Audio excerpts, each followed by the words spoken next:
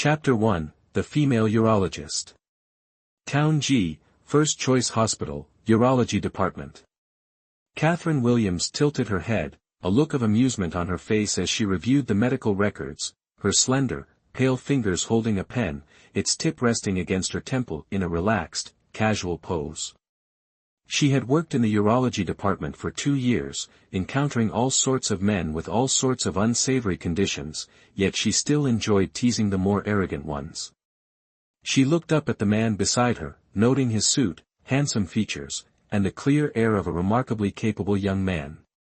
Such a respectable appearance, yet afflicted with such an unsavory ailment. Genital herpes. Michael Anderson, having been stared at to the point of losing his patience, fixed a dark gaze upon Catherine Williams, his entire being radiating a dangerous aura. Catherine Williams, unafraid, expertly twirled the pen in her hand, pointing it directly at Michael Anderson, her tone teasing, "Let's have a look." Michael Anderson's eyes narrowed dangerously. "Girl," his voice low, clear, and intensely masculine, carrying a warning like an impending storm, "you'd best be aware of what you're doing." Catherine Williams raised an eyebrow. "Nonsense. I'm a doctor. You have genital herpes. I naturally have to check the severity to determine the appropriate treatment. Do you want to itch for the rest of your life?" "Humph." Michael Anderson frowned, finally realizing the woman's misunderstanding. He growled in annoyance, "You'd best shut your mouth immediately." Unaware of the truth, Catherine Williams assumed the man was merely being vain and continued her slow, deliberate teasing. "If this condition isn't treated promptly, it can lead to erectile dysfunction.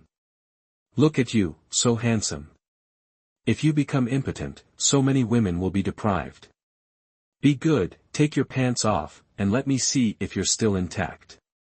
I'm warning you one last time, shut your mouth."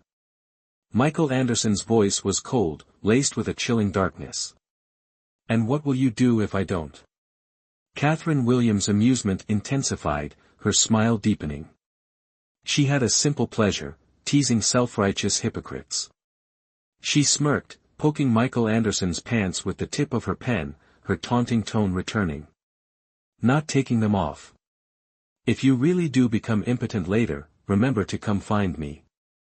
I'm quite skilled at surgery, quick and efficient, just one snip, I guarantee you won't feel a thing. You're so handsome, I'm sure you could make a living as a transvestite." Quick and efficient. Become a transvestite? Michael Anderson's suppressed anger ignited at those words. He kicked the office door shut, turned, and strode to his desk, slamming his hands down with a loud bang. Leaning down, he brought his face close to Catherine Williams's, his icy gaze sweeping over the name tag clearly displayed on her white coat, his eyes dark as an approaching storm.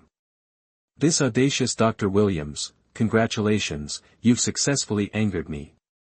Catherine Williams, fearless and unfazed, blinked, staring directly at Michael Anderson, silently cursing in her mind. This man was incredibly handsome, his facial features sculpted, exuding a cold aura. Beneath thick eyebrows lay deep-set eyes, their black pupils gleaming with a captivating yet inscrutable intensity, a straight, high nose above sensual, thin lips. Up close, this guy was truly captivating.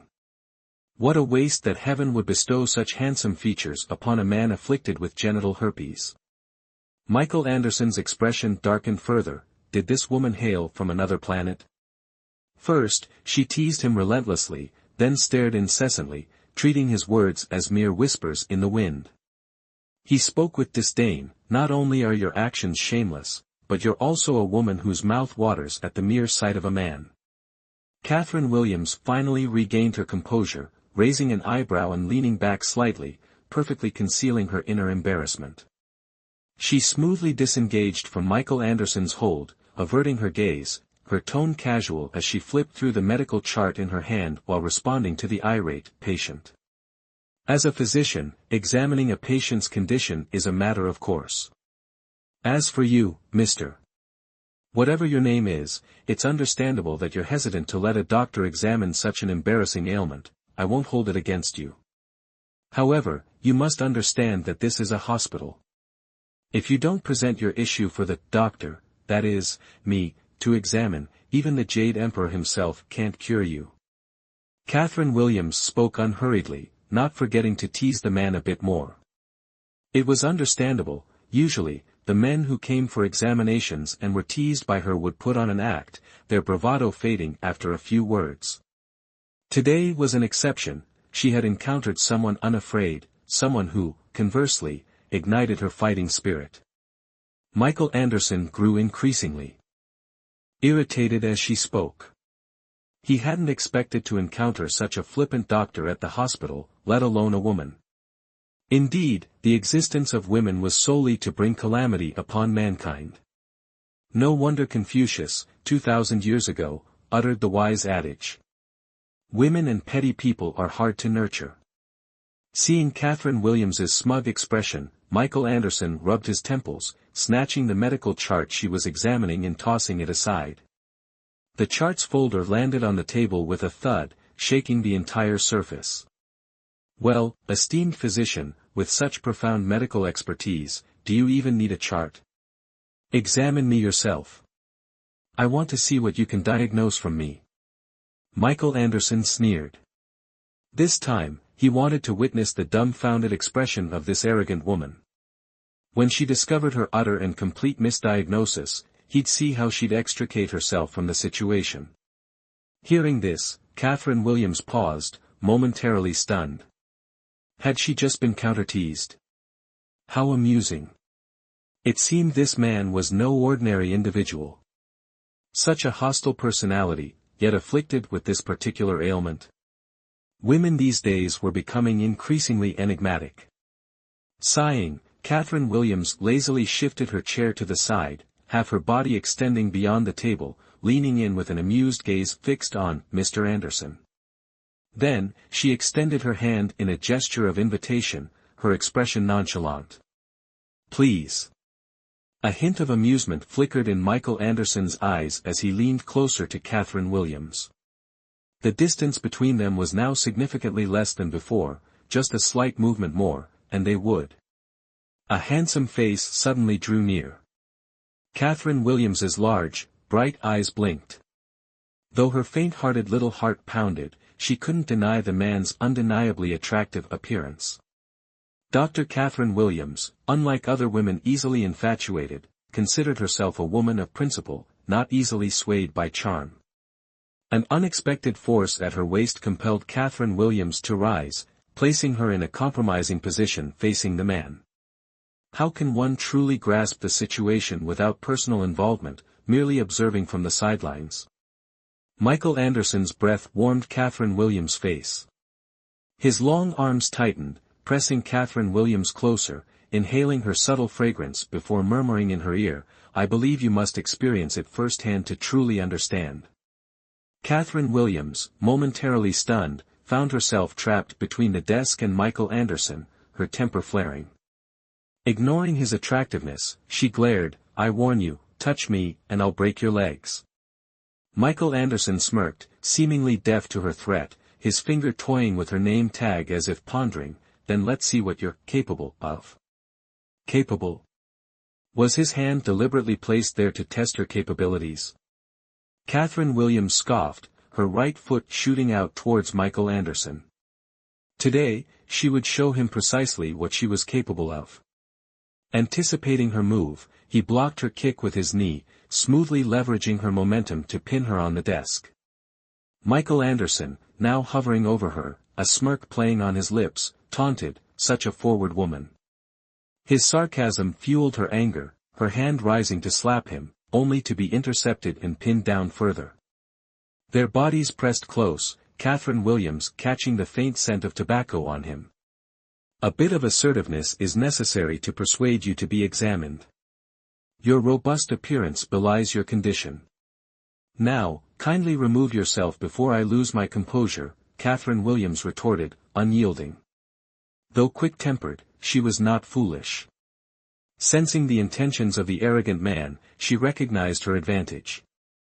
This was her territory. Harassing a female doctor in a place of healing would be detrimental to anyone's reputation. This thought brought a smug smile to her lips. Unfazed by her smile, Michael Anderson ignored her demand, pressing his weight against her small frame, indifferent to any coercion. Let's see then, what you're like when you don't speak civilly. Consider this an educational experience for me.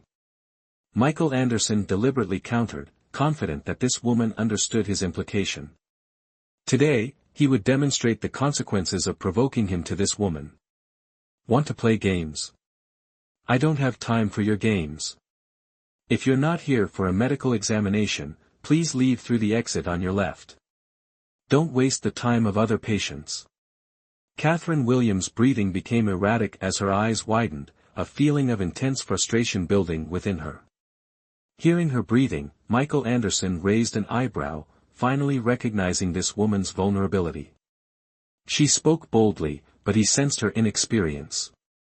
Catherine Williams glared, her face flushed with anger. A reminder, don't forget who just ordered me, with 5 outstretched fingers, to perform surgery.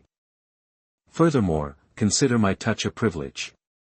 You should be grateful. Understood? Michael Anderson glanced at her, his hand braced on the desk, effectively trapping Catherine Williams beneath him. This position was undeniably suggestive. Even if nothing happened, anyone walking in would assume otherwise. Given her rudeness, a significant gift seemed appropriate. Grateful for what? I deign to speak to you because you look presentable. You're afflicted and yet arrogant. I'll make sure you can't get treatment even if you're sick, so stop harming others. Catherine Williams shoved his arm, assuming she could easily push it away since he was only using one hand. His immovability infuriated her. Who allowed this patient in? Entering without an examination, what an idiot. It was time to act. Catherine Williams disregarded professional boundaries, the sight of Michael Anderson ignited her fury. Turning her head, his strong, firm arm came into view. In that case, I'll start harming you. Make a small sacrifice to teach others a lesson, never provoke me. Michael Anderson's gaze sharpened on Catherine Williams. With his boundaries crossed, he wouldn't let her off easily. A bead of cold sweat trickled down her forehead. Want to play? Let's play then. Catherine Williams, undeterred, glared at him, then swiftly bit his arm. Let's see how composed he remains now. A chill passed over Catherine Williams' head, she dismissed it as a hallucination. What seems like a hallucination is often reality, and this was no exception. I thought you were capable of more. That's all you've got. His voice, ominously low, carried the unsettling calm before a storm. Desperate times. Catherine Williams had intended to do just that, but as she struggled, she inadvertently brushed against something. Summer clothing offered little barrier, and the firm sensation against her skin startled Catherine Williams. Put your thing away. You want an examination, I'll indulge you. What's wrong? Is cooperating with a doctor's examination a transgression? Michael Anderson completely ignored his bitten arm. It felt like an ant bite, insignificant. This woman, however, was proving to be very, very irritating. Coordinated examination. He doesn't want a coordinated examination now, he'll probably force her into coordinated movement later. Bastard. Like hell I'd believe you. Catherine Williams continued struggling, but discovered the more she struggled, the tighter the hold became. She truly regretted not learning Taekwondo back then, otherwise, she could have taken this guy down in minutes. Finding her struggling increasingly amusing, Michael Anderson, momentarily lost in thought, actually bent down close to her lips. What do you think you taste like? With these suggestive words uttered, Catherine Williams temporarily ceased her struggling.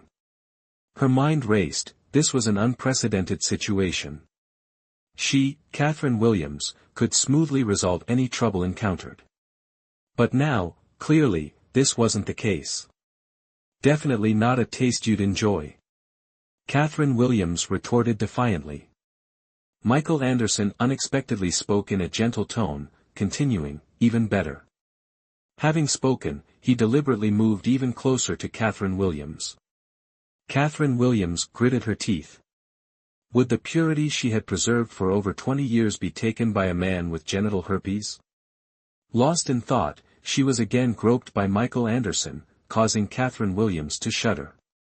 Since she could remember, no one had dared take such liberties. But even more horrifying, the man's lips were approaching. Although Catherine Williams frequently interacted with men, she was, in spirit, absolutely a good girl. His sudden kiss made her forget to breathe, her mouth opening wide, gasping for air, making it seem as if she was yearning for him. Just like that, her first kiss was gone. Damn it! Catherine Williams cursed inwardly. A thought flashed through her mind: losing the battle doesn't mean losing the war. Since it had come to this, even if he wanted to force himself on her, she would take the initiative. Michael Anderson, engrossed in the passionate kiss, suddenly felt a force rushing towards him. Momentarily unsure of Catherine Williams's intent, he didn't resist her advance. Unexpectedly, the woman flipped off the table, pinning him against the wall half a meter away. For half a second, locked in this struggle, they stared at each other without speaking. Showing your true colors, are we? Michael Anderson carefully assessed her, sneering. You're the one showing your true colors. Let me tell you, you're unlucky to have run into me today. You think I'm easy to bully? Think you can just have your way with me? Catherine Williams blurted out. What are you getting at? Michael Anderson lowered his eyes in disdain. Want to do it? Fine, but this lady has to be on top. Catherine Williams grabbed the man's collar, shouting. Ha ha ha. A loud burst of laughter echoed through the office, mocking its owner. It was the first time he'd heard a woman say such a thing. Although friends had mentioned the recent popularity of strong women, spreading rapidly across the globe, actually encountering one was still quite amusing. Truly, a classic case of shedding no tears until the coffin is seen.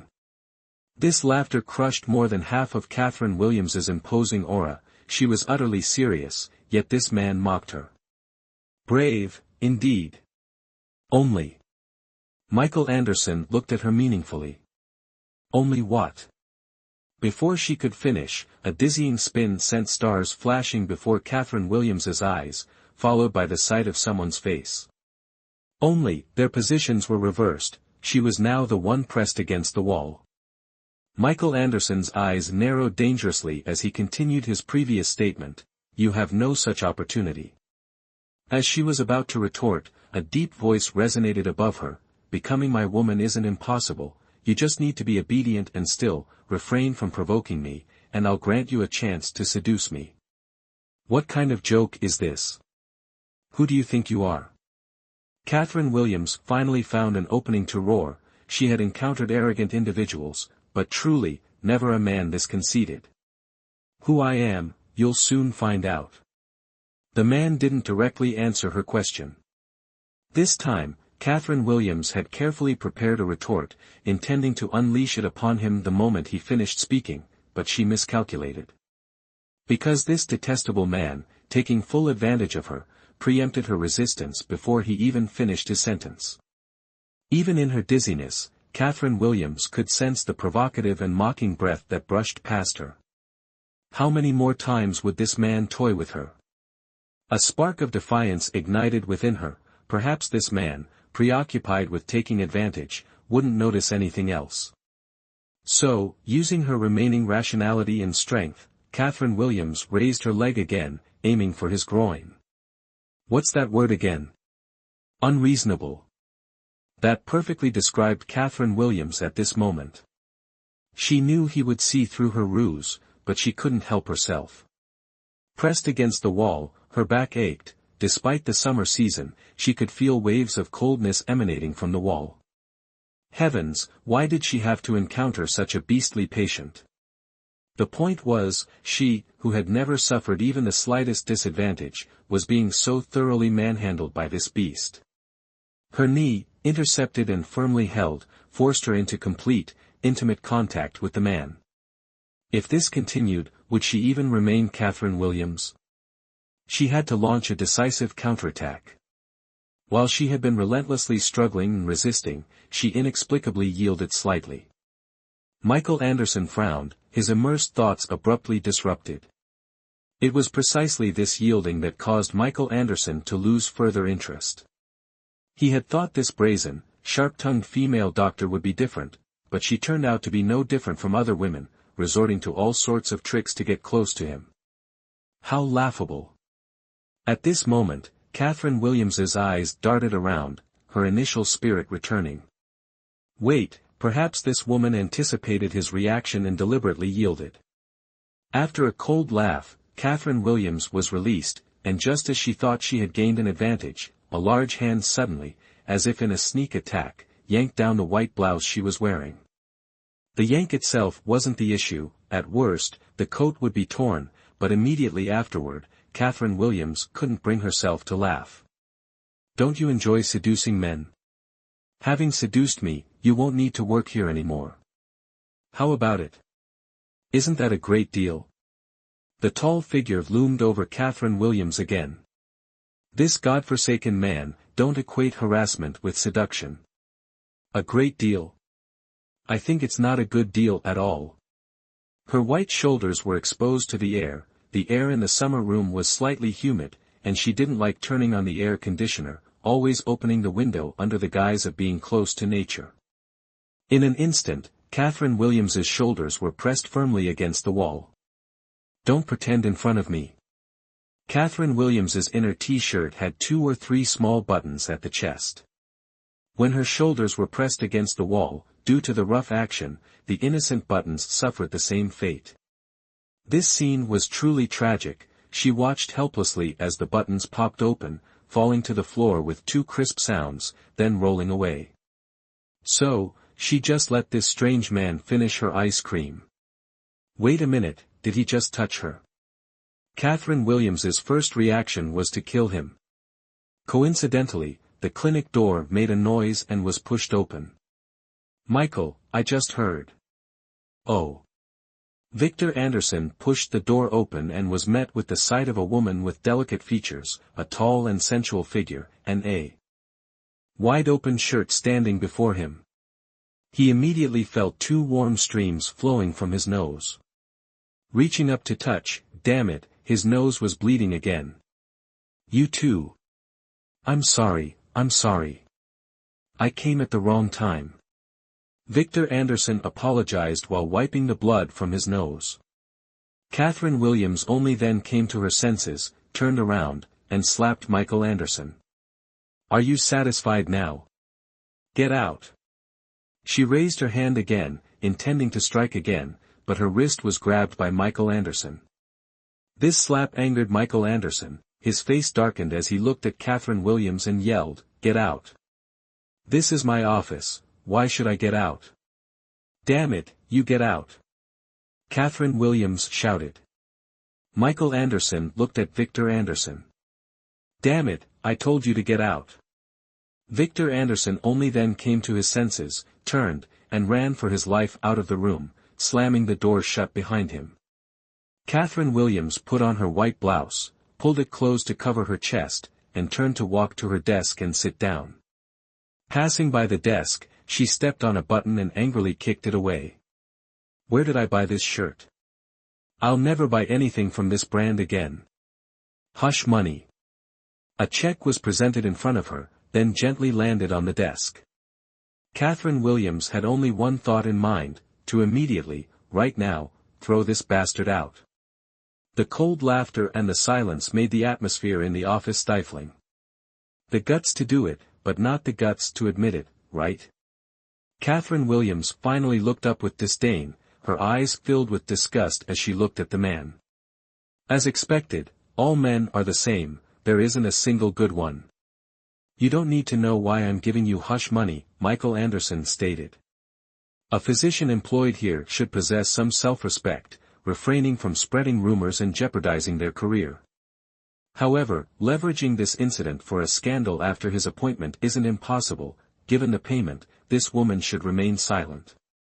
Have you finished? Catherine Williams inquired, suppressing her anger. Without responding, Michael Anderson proceeded towards the door. Upon opening the door, he heard the sound of tearing paper from behind him. Instinctively, he turned towards the desk, observing Catherine Williams discarding the shredded check pieces into the wastebasket. This woman will regret this, Michael Anderson thought, exiting coldly. No one challenges money. The next moment, the definitive sound of the door closing resonated. Hospital parking lot. Victor Anderson, astonished, observed Michael Anderson's cheek bearing the distinct imprint of 5 fingers, offering a captivatingly teasing smile. Michael, your tastes are quite intense, do you enjoy a bit of rough play? Michael Anderson, narrowing his eyes, unexpectedly pressed Victor Anderson's shoulder, swiftly raising his knee to deliver a sharp blow to his calf. Speak again, and you, the one who needs a medical examination, will be playing the disappearing act. Victor Anderson looked at Michael Anderson resentfully. Meow. How could he have known that the typically chaste Michael would engage in such a dramatic scene with the female doctor in the office? 2 weeks later. Driving, Catherine Williams felt somewhat irritated. Early that morning, Tina Morgan had roused her, claiming to have found her an exceptional man, a mayor of some sort, and furthermore, the only mayor with foreign citizenship. Seriously, if you were truly a mayor, simply dropping that impressive title would attract hordes of women. Why the need for a blind date? Having woken early, Catherine Williams wasn't fully alert, her eyelids began to droop. Crash! With the forceful impact, Catherine Williams' eyes snapped open. Damn it, a car accident. And with a Hummer, no less. A man quickly emerged from the vehicle in front, inspected the rear of his car, then, frowning, approached and knocked on her window. Catherine Williams lowered the car window. Before she could apologize, the man loudly criticized, "Hey, do you even know how to drive? Didn't you see the red light? You just rammed into the back of my car, then played dead, without even offering an apology." Anger flaring, Catherine Williams pushed open the car door, impacting the man's groin. He clutched his crotch in pain, his face contorting in agony. Do you even speak human language? What do you mean, played dead? You. The man pointed at her, speechless, his eyes seeking rescue as he glanced towards the rear windshield of the Hummer. At that moment, the Hummer's door opened, and a tall, straight-backed man slowly emerged. Catherine Williams felt a chill. She turned, her eyes widening. Damn it, it was him again. The man's complexion was no better, he absolutely did not want to encounter this woman a second time. The person exiting the vehicle was Michael Anderson. Into my car. Michael Anderson approached, directing this question at Catherine Williams. I hit it. She stated frankly, then added, let me be clear, I didn't do it on purpose. What charade is this? A new ploy to seduce me? Michael Anderson assessed the woman. Every encounter with her brought trouble, indicating a need for re-evaluation. Damn it. Catherine Williams smirked, rolling her eyes. What bad luck, encountering a troublemaker on a blind date. Michael Anderson, ignoring Catherine Williams's curse, called to his driver, give me 10 minutes to handle this. Make her compensate at market value. Catherine Williams heard correctly, the last 4 words were undoubtedly emphasized. With that, Michael Anderson, without glancing at Catherine Williams, turned and returned to his car. Hey! I'm not finished, you jerk! Catherine Williams yelled and gestured from behind, but he seemed not to hear. Entering the car, closing the door, rolling up the window, he casually turned on the music and set the volume high.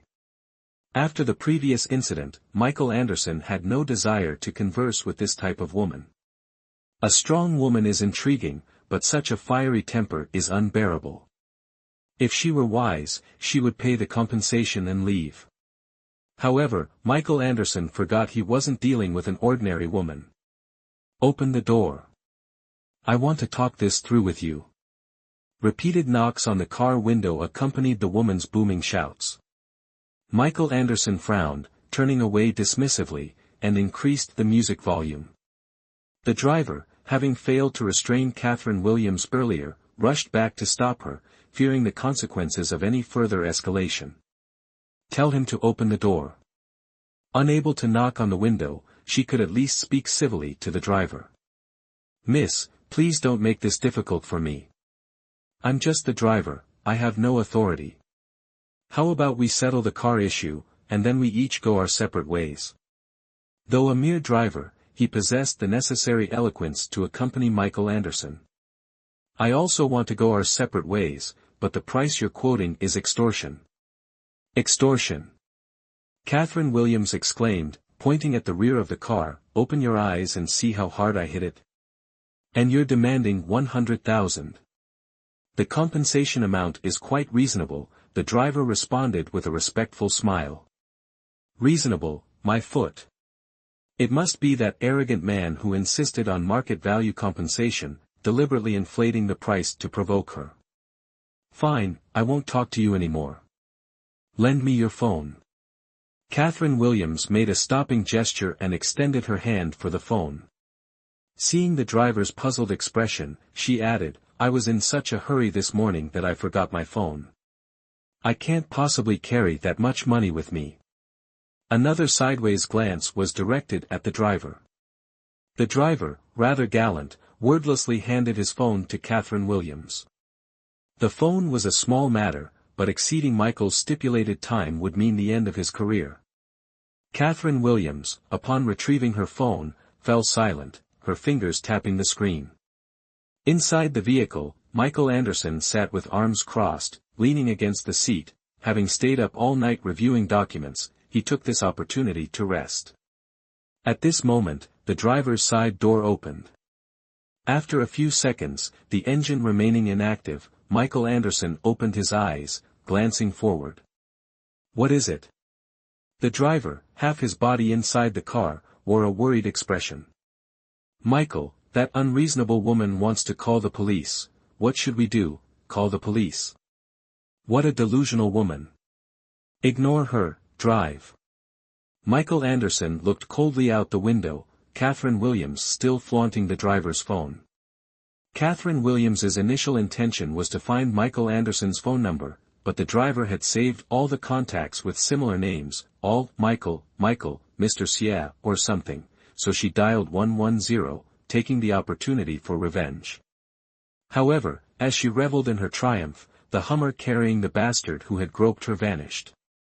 Only after the car had driven away did Catherine Williams notice its license plate. This guy's background isn't insignificant. How unlucky.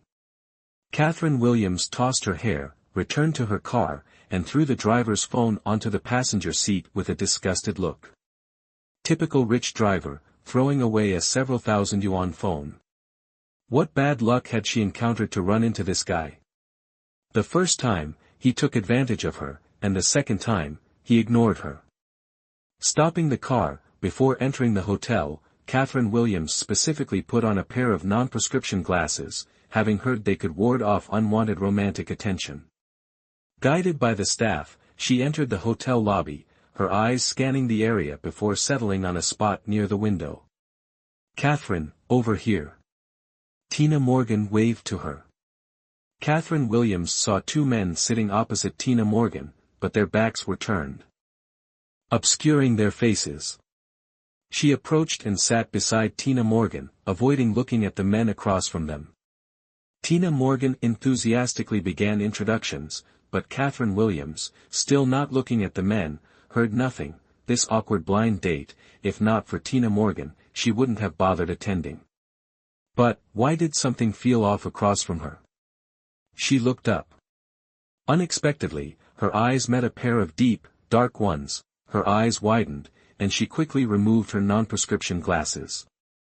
"Damn it, it's this bastard again." Catherine Williams slammed the table, abruptly standing, her eyes blazing with fury at Michael Anderson. In contrast to her agitation, Michael Anderson remained remarkably calm, a faint smile playing on his handsome face, his thin lips uttering 4 words, "We meet again." Grinding her teeth, Catherine Williams glared into Michael Anderson's smug eyes, her anger burning fiercely. Turning to Tina Morgan, she yelled, "You said you wanted to introduce me to someone, not him, right?" Tina Morgan, immediately sensing the animosity, pointed to Victor Anderson and said, "No, no, of course not, it's him. My brother." Catherine Williams glanced at Victor Anderson, recognizing him as the man who had barged into her office that day. Any man who saw her exposed wasn't a good person, so she simply sneered, "When you contract genital herpes, remember to come back to me for treatment. Rest assured, I will definitely cure you." Catherine Williams, still unaware that the patient from that day was Victor Anderson, observed his immediate change in countenance. "Herpes? What herpes?" Tina Morgan, still perplexed, inquired. "Indeed, our handsome, dashing Mr. Anderson, actually has genital herpes. He even consulted me for treatment," Catherine Williams stated with disdain. However, as she spoke, she gestured towards Michael Anderson. Tina Morgan immediately corrected her, "The Mr. Anderson you're referring to is sitting across from you, not him." With that, Tina Morgan redirected Catherine Williams's finger towards the actual Victor Anderson. Initially stunned for 2 seconds, Catherine Williams's laughter then reverberated throughout the hall, "Ha ha ha. So it's you who has genital herpes." Michael Anderson, silent until now, intended to observe Catherine Williams's embarrassment upon realizing her mistake, but unexpectedly, this woman, devoid of decorum, could shout about such a matter. "You, really have it?" Tina Morgan stared, making Victor Anderson feel uncomfortable. His silence served as tacit confirmation, and Catherine Williams laughed even harder. "Tina Morgan, you're so naive. Would I even consider a man with an STI? If someone like him becomes our Grace City mayor, we're doomed." Subsequently, the two women erupted in laughter, slapping the table. ####Chapter 12, Shut up, you're outrageous. Genital herpes. Victor Anderson actually has genital herpes. She felt this blind date was divinely orchestrated. "Enough," Michael Anderson, silent for a while, finally spoke, coldly interrupting the women's boisterous atmosphere. "Enough? How can it be enough? I've been holding back all day, and finally, something this funny happens, and you won't even let me have a good laugh." Catherine Williams said, laughing, her tone unfriendly. "If you want to laugh, first return the phone you stole earlier." Michael Anderson deliberately used harsh wording. As expected, Catherine Williams, with her fiery temper, couldn't bear being wronged and immediately slammed the table, standing up, "Watch your words. Who stole anything?" Michael Anderson shook his head, looking at her with disdain, and said calmly, "Unless the person who swindled my driver's phone wasn't you, but your twin sister. If so, I'd really like to meet her. Imagine, someone in this world exactly like you." That expression was clearly one of utter contempt. "What about me? Explain yourself today. What about me?" Each word forceful, Catherine Williams leaned over the table, glaring at Michael Anderson. If he didn't explain himself today, she might just tear him apart right there. Tina Morgan wanted to intervene, but Victor Anderson signaled her to be silent. It was best not to get involved in their affairs. Last time, he was nearly scared witless by their combined scolding. They were both true heroes, genuine champions. The phone. After a long pause, Michael Anderson simply uttered these 2 words. Suppressing her anger, Catherine Williams retrieved the luxury phone from her handbag and tossed it in front of Michael Anderson. "Your driver lost his phone. Now I'm returning it. No need to thank me." Catherine Williams emphasized the last 3 words, her expression nonchalant. "It seems today's meal is off. Next time you arrange a blind date, be more discerning. I don't have this kind of time to waste." Michael Anderson casually tossed the driver's phone into his pocket, stood up, and said to Victor Anderson, "This meal is on me. Don't hold back." Having said that, Michael Anderson prepared to leave his seat. Wait. Catherine Williams stopped him. Are you implying that I've wasted your time? Yes. A concise reply. And you still feign chivalry by offering to pay for the meal? Catherine Williams felt the veins on her forehead about to bulge. Michael Anderson turned his head to look at her, remove the word feign. Let me tell you, either return to the table and dine with us, or retract your insincere generosity. It's disgusting. Catherine Williams clutched her handbag tightly. The previous grudge remained unsettled, today presented an opportunity for reckoning. Employing the shared meal tactic again. Michael Anderson sneered, insinuating that Catherine Williams was merely manipulating him. Catherine Williams naturally understood the implication. Ludicrous. Catherine Williams shot him a provocative glance, crossed her arms, and declared with utter arrogance, "You narcissist, I charitably advise you to speak less. Government officials are nothing special." Upon hearing this, Victor Anderson's face filled with worry. Good heavens, where did this young woman come from, daring to provoke even Michael? Michael Anderson's expression remained unchanged. He turned to Victor Anderson and Tina Morgan and inquired, "Have you ordered yet?" Victor Anderson stammered, "No, not yet, sir." Strange, they arrived together, shouldn't he already know if they had ordered? Then, order now. Michael Anderson commanded, his tone suddenly cold. Hearing this, Victor Anderson immediately pulled Tina Morgan to summon the waiter and place their order. Neither dared to look in Michael Anderson's direction. Having ordered, when they surreptitiously glanced back, Michael Anderson and Catherine Williams had vanished. Good grief, where did you unearth such a formidable character? If these two are together, won't it be World War III every day? Victor Anderson lamented to Tina Morgan. Catherine Williams harbored a myriad of questions. Why had this narcissist dragged her into the restroom, and the men's restroom, no less? Infatuated with me? Understandable. My immense charisma isn't a recent development. But, Mr. Narcissist, aren't your tastes a bit extreme, favoring restrooms? Catherine Williams' opening remarks were undeniably provocative. The restroom was empty. A dripping faucet, left untightened, resonated with a clarity that seemed to pierce the heart. Michael Anderson remained silent, steadily advancing towards her, step by step, cornering her against the wall. Infatuated with you? Unless I'm blind. Infatuated with you? I'd take you to a hotel, not here. Infatuated with you? Perhaps you should schedule a neurological examination during your lunch break. Only when her entire body was pressed against the marble wall did Catherine Williams fully absorb his statement. Finished.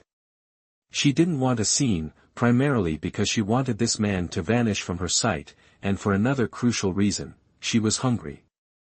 It must be understood that, having been dragged by Tina Morgan to this matchmaking meeting early in the morning, she hadn't even had breakfast yet.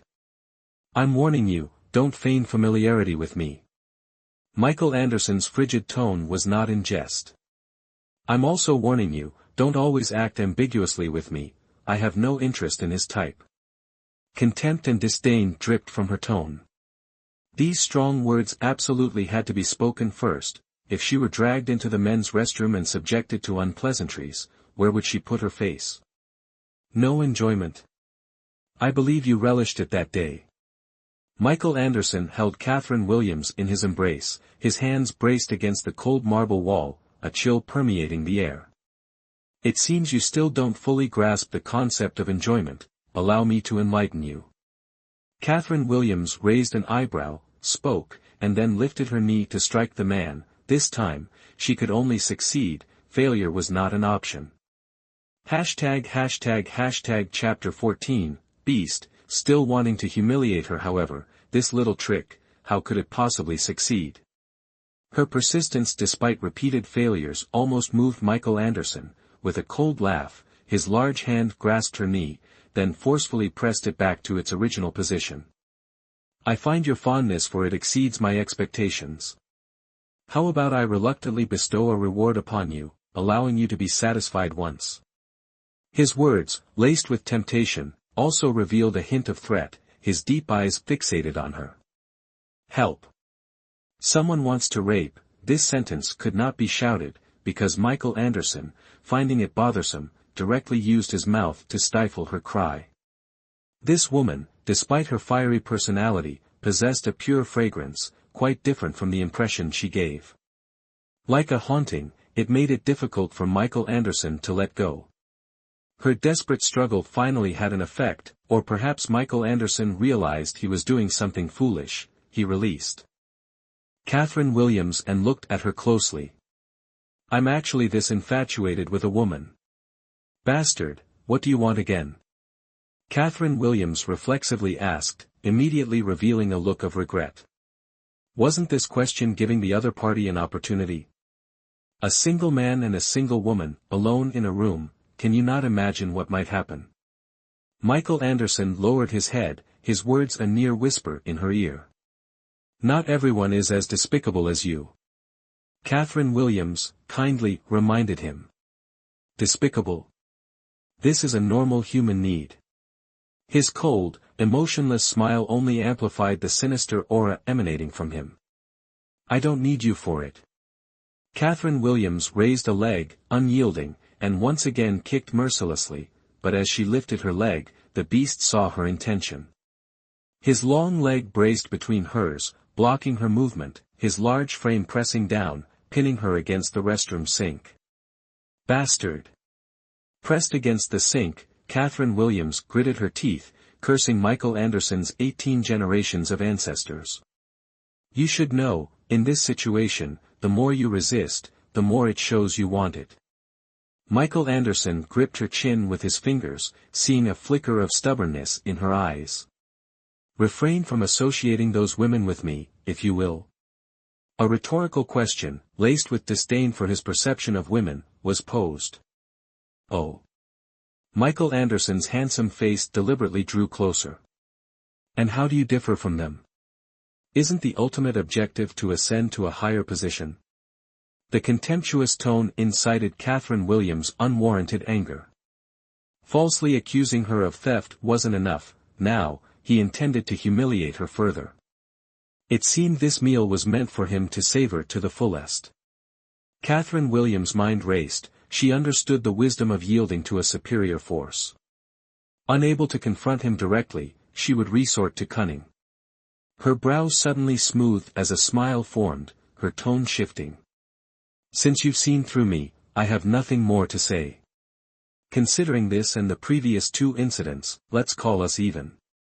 Hashtag chapter 15, spicy, I like this flavor. Michael Anderson, completely disregarding her words, continued to press closer.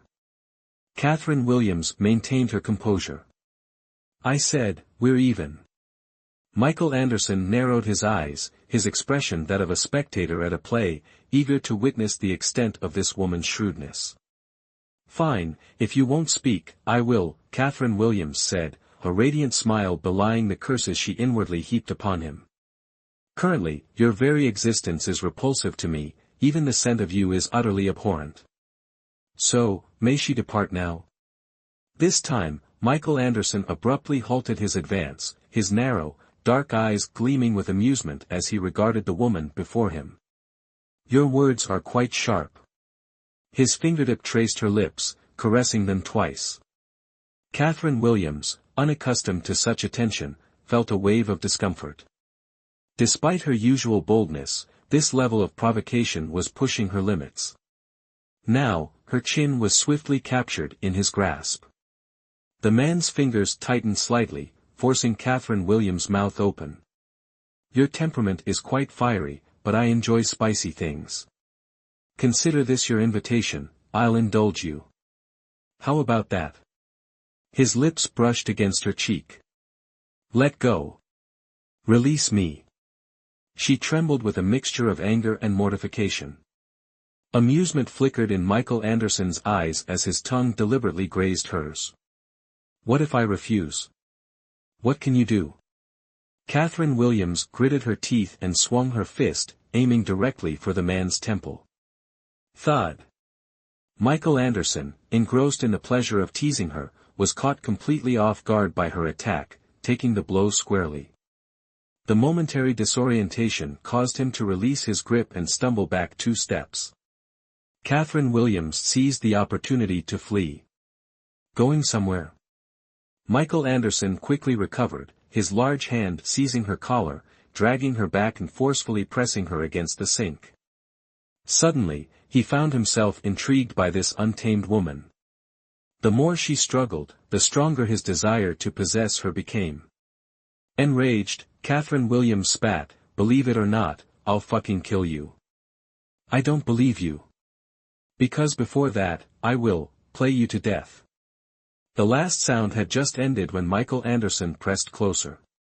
Catherine Williams understood he truly wanted to continue, wouldn't that be offering herself to him? But, inherently strong, she didn't want to beg, her eyes darted around but she couldn't think of a way to escape. While her mind was racing, Michael Anderson roughly grabbed her shoulders. Catherine Williams felt as if an electric current was running through her body, causing goosebumps all over. She couldn't move, in other words, she could only passively endure. Glancing at the woman's tightly pursed lips, a playful thought arose in Michael Anderson: if you want to scream, scream out loud, there's no one else here. Get the hell out of my sight. Catherine Williams fiercely cursed, "One day, I will definitely make you completely impotent." #### Chapter 16, Don't waste your efforts, could you bear to? Having spent so much effort approaching me, it can't be wasted. Catherine Williams shuddered. If this continued, she would be completely taken advantage of by this beast, Michael Anderson, so she struggled with all her might, wanting to break free. "Don't move." Michael Anderson's voice was slightly hoarse, exuding a dangerous aura. "If you move again, I will immediately go in." Indeed, these words were more effective than anything. Catherine Williams obediently became still. At this moment, a knock on the door sounded, accompanied by the grumbling of several men. "You've been in there for so long, why haven't you come out yet? Hurry up and come out, we're about to suffocate." This sentence, at this moment, carried a different meaning. Michael Anderson leaned close to Catherine Williams's ear, whispering, "It seems you have another choice. Do you want to go big, or obediently listen to me and not make a sound?" His meaning clearly alluded to the people outside who could barge in at any moment to watch a free live sex show.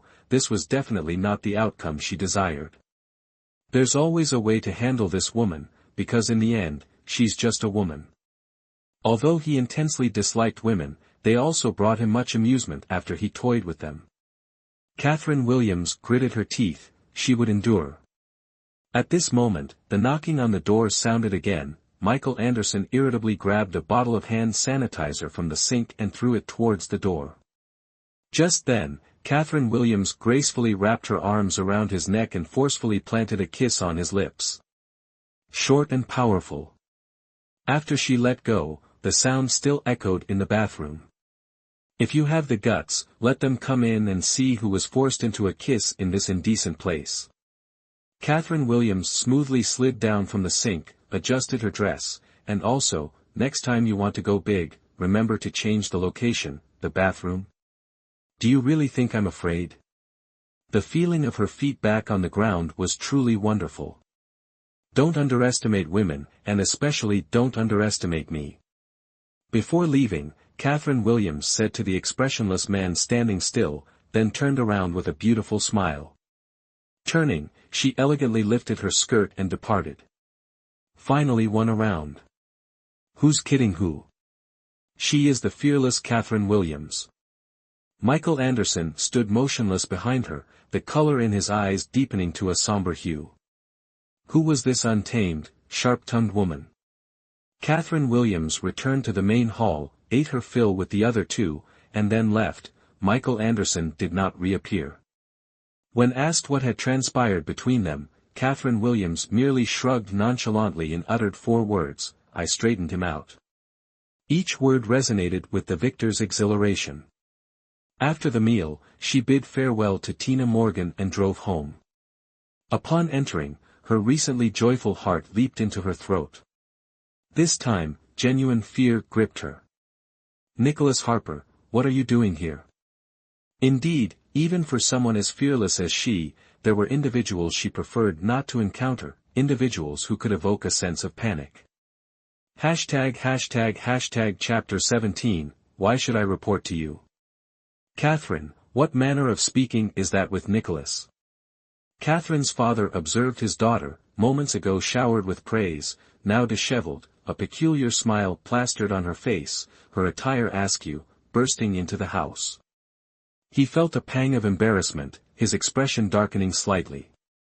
"Uncle, it's quite all right. Catherine has always been this way, I'm accustomed to it." Nicholas Harper gestured dismissively, a gentle, amiable smile gracing his refined features. Catherine raised an eyebrow, a silent scoff echoing within her.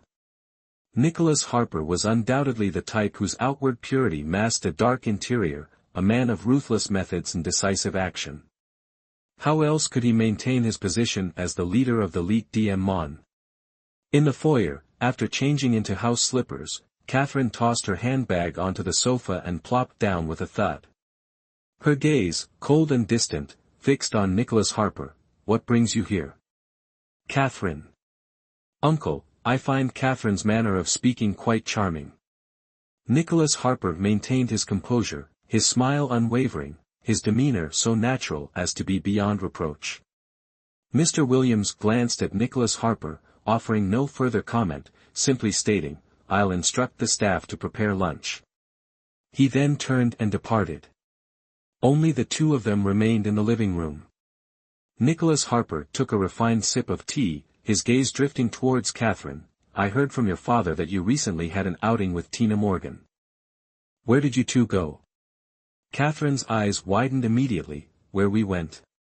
"Who do you think you are that I should report my whereabouts to you? What are you to me?" Nicholas Harper chuckled softly, displaying no irritation, and calmly replied, "I've heard that Tina Morgan has been busy with matchmaking lately, and her social circle is rather complex. It's best to keep your distance from such individuals. As for your question about what I am to you," a faint, cold smile played on his lips, his tone laced with a hint of teasing, "aren't we about to be married? Who wants to marry you?" Catherine sprang to her feet, kicking the long table in front of her. The table overturned, the tea set crashing to the floor with a clatter. Nicholas Harper merely shook his head gently, his voice filled with regret. "What a pity about the expensive tea set your father prepared for me. Nicholas Harper, how many more times must I reiterate this? I do not harbor any affection for you. Matrimony with you is not within my purview." Catherine exclaimed vociferously. A subtle, glacial glint flickered within the profound depths of Nicholas Harper's dark eyes, swiftly veiled by a nonchalant smile. His gaze ascended to meet hers, his voice resonating with an unnerving tranquility yet unwavering resolve. "Catherine, relinquish your recalcitrance. Your destiny is intertwined with mine, Nicholas Harper.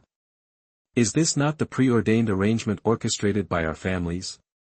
The timing of our nuptials remains the sole variable." Catherine sighed, her countenance etched with an air of resignation. "Nicholas Harper, is this ludicrous childhood pact the sole impetus for your marital intentions? Did you not vehemently declare your aversion to predetermined life paths? Why then, do you now acquiesce? Because it involves you. I perceive you as a highly suitable marital partner. Is mere suitability the extent of your rationale? There exists a certain, nuanced sentiment." Catherine exhaled another protracted breath, her gaze imbued with complexity. "Nicholas Harper, my prospective husband must embody reciprocal love. To predicate marriage on a mere, nuanced sentiment demonstrates not only a lack of personal accountability but also a disregard for my intrinsic worth, Catherine." Chapter 18, Why must you insist upon marrying me? Nicholas Harper compressed his lips subtly, his gaze unfathomable. "Catherine, I acknowledge your inherent pride and self-regard, but affections can be cultivated. Our foundation is not devoid of sentiment, the profound camaraderie between our families serves as ample testament. My acquiescence to your pursuit of andrology, my dispensation from the obligation of becoming the Harper family's personal physician, all stem from my desire to possess you. Do you comprehend? Catherine's teeth clenched, her voice laced with indignation. Nicholas Harper, you are coercing me. Catherine, should your refusal persist, I will be compelled to resort to alternative measures. Nicholas Harper rose, his voice glacial yet resolute. I have just conferred with your father regarding our impending nuptials. He expressed his utmost satisfaction. The selection of an auspicious date remains the sole outstanding task. Catherine's demeanor bordered on frantic, her head shaking vehemently as she nearly shrieked. Coercion? Why am I perpetually subjected to such pressure? Nicholas Harper, why must it be me? A multitude of women clamor for your attention, why this insistence on marrying me? Nicholas Harper's brow furrowed, a self-deprecating smile gracing his lips as his voice resonated with a somber yet unwavering resolve. Catherine, while I have indeed encountered numerous women, none have left an indelible mark upon my psyche. You alone possess that distinction. My intention to marry you is not a concession to familial pressure, but rather a fulfillment of my own volition. Further discourse is unnecessary, prepare yourself to become my bride. With that pronouncement, Nicholas Harper pivoted and departed. Catherine, consumed by rage, hurled her handbag towards the receding door. Slam!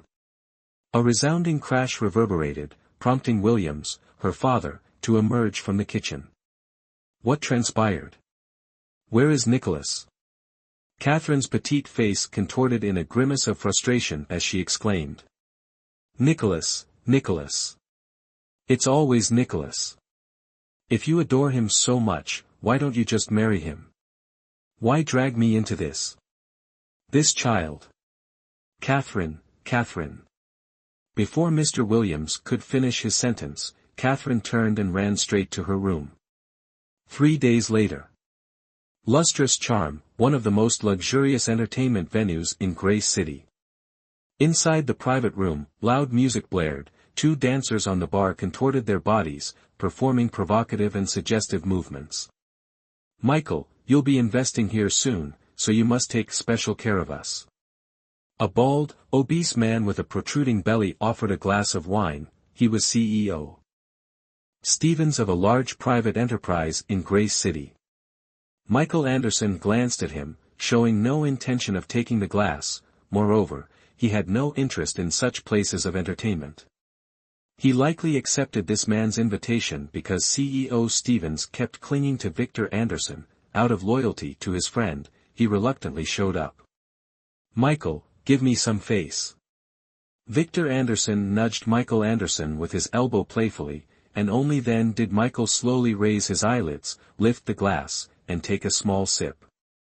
CEO Stevens, while outwardly flattering, inwardly cursed, this little brat, still wet behind the ears, acting so arrogant.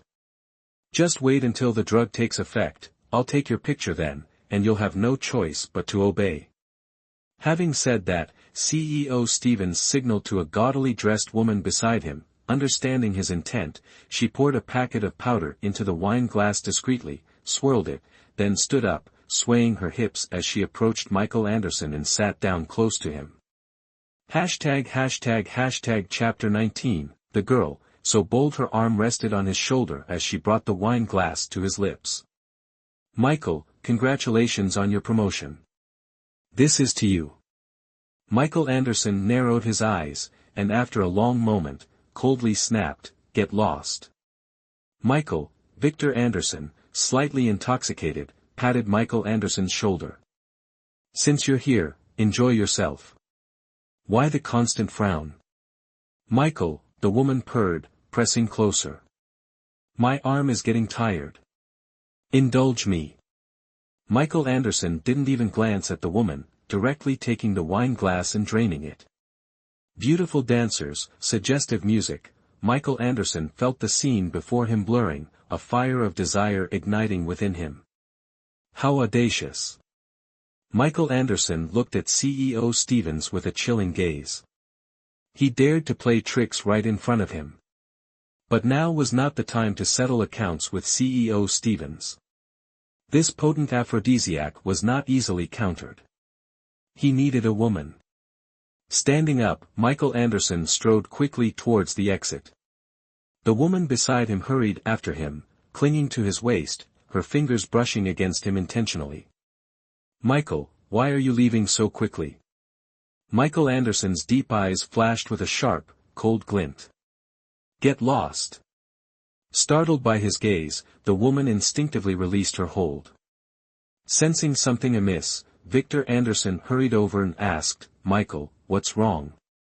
Reaching the door, Michael Anderson, struggling to suppress the burning heat within him, said coldly, "Find me a clean woman. Bring her to my car. Immediately." "Yes."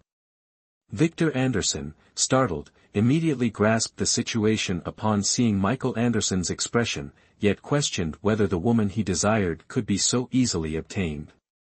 He promptly moved to an unoccupied private room to make a call.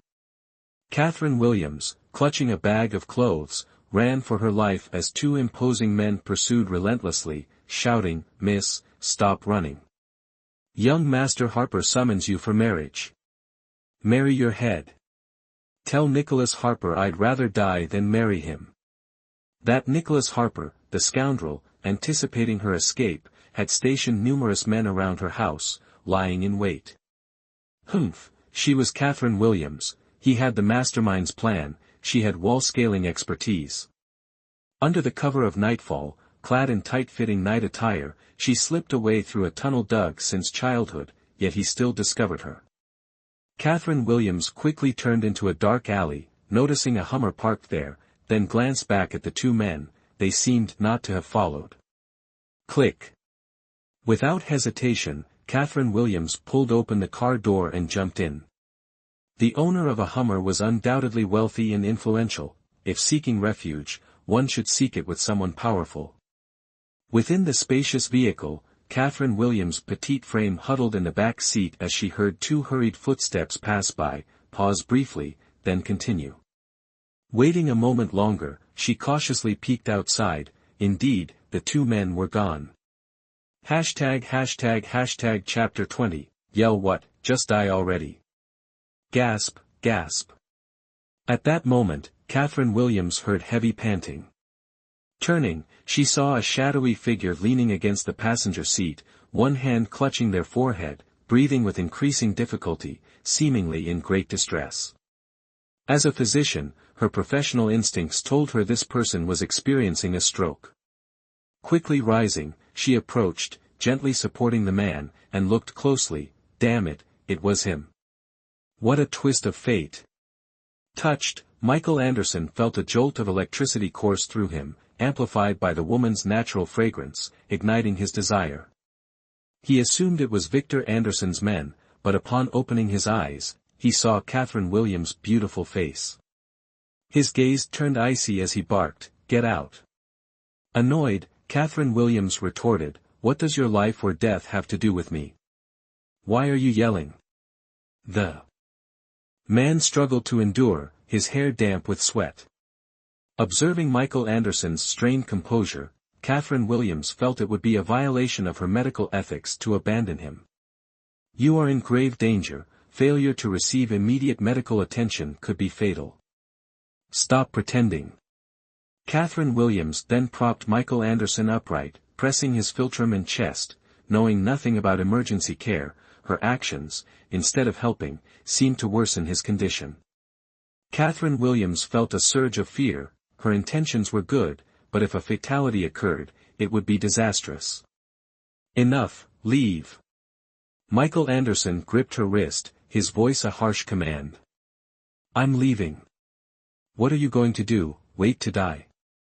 "Stay still, I'll perform CPR on you." "No." Before Michael Anderson could refuse, Catherine Williams's lips pressed against his. The man's last thread of resistance snapped entirely due to her proactive approach. Suddenly, a redeeming thought occurred to Michael Anderson. With her terrible personality, no man would want her. By sleeping with her now, he was contributing to social harmony. With that, he flipped her over, pinning her down with swift, forceful movements, imbued with a primal energy. #### Chapter 21, Bastard, Let Me Go. Let go, let go, let go. Catherine Williams struggled to push him away, but her strength was insignificant against the man's. Bastard, let me go. Let me go. Her screams were silenced by his ice-cold reply. Too late. Don't be afraid. I'll take care of you. Don't, you bastard, getting in your car was the worst decision of my life. Pain contorted Catherine Williams's small face, but her small hands instinctively clung to Michael Anderson's neck, her nails digging into his skin. Trust me, I'll make you feel better, Michael Anderson whispered in her ear, like a reassurance. Listen to me, relax. For the first time, Catherine Williams, like an obedient kitten, relaxed slightly. The Hummer shook violently. Victor Anderson, standing outside, stared blankly. The woman beside him nudged him with her elbow and said resentfully, "They're having sex in the car. Why did you even call me here?" After being satisfied, Catherine Williams collapsed onto the seat, her body limp as a noodle, devoid of any strength. Michael Anderson panted, even without stimulants, he wanted to experience this exquisite pleasure again. At that moment, a clinking sound came from outside the window. Michael Anderson lowered the car window a crack. It was Victor Anderson. Here you go. Victor Anderson tossed a box of condoms through the gap. Have fun, bye-bye. Michael Anderson picked up the box of Durex condoms. He had never been interested in them before, but tonight, he wanted to try. Moving from the back seat to the front, Michael Anderson gripped the steering wheel, glanced at the sleeping woman, and drove towards the hotel. Waves of heat surged through Catherine Williams, and she unconsciously pulled at her collar, revealing her delicate collarbone. Hot. She moaned softly. The man turned on the air conditioning. If he had been driven by desire earlier, now he wanted to let reason prevail. He stood before the woman, took the box of Durex out of his pocket, looked at it twice, and finally tossed it away. Such a wonderful night, using it would ruin the beauty. The morning sunlight filtered through the thick curtains of the hotel room, dispelling the lingering amorous, intoxicating atmosphere of the previous night. Catherine Williams gradually awoke, and with the return of her consciousness came an indescribable sense of satisfaction. But as she moved, it was as if she had awakened her pain receptors, and a wave of soreness washed over her.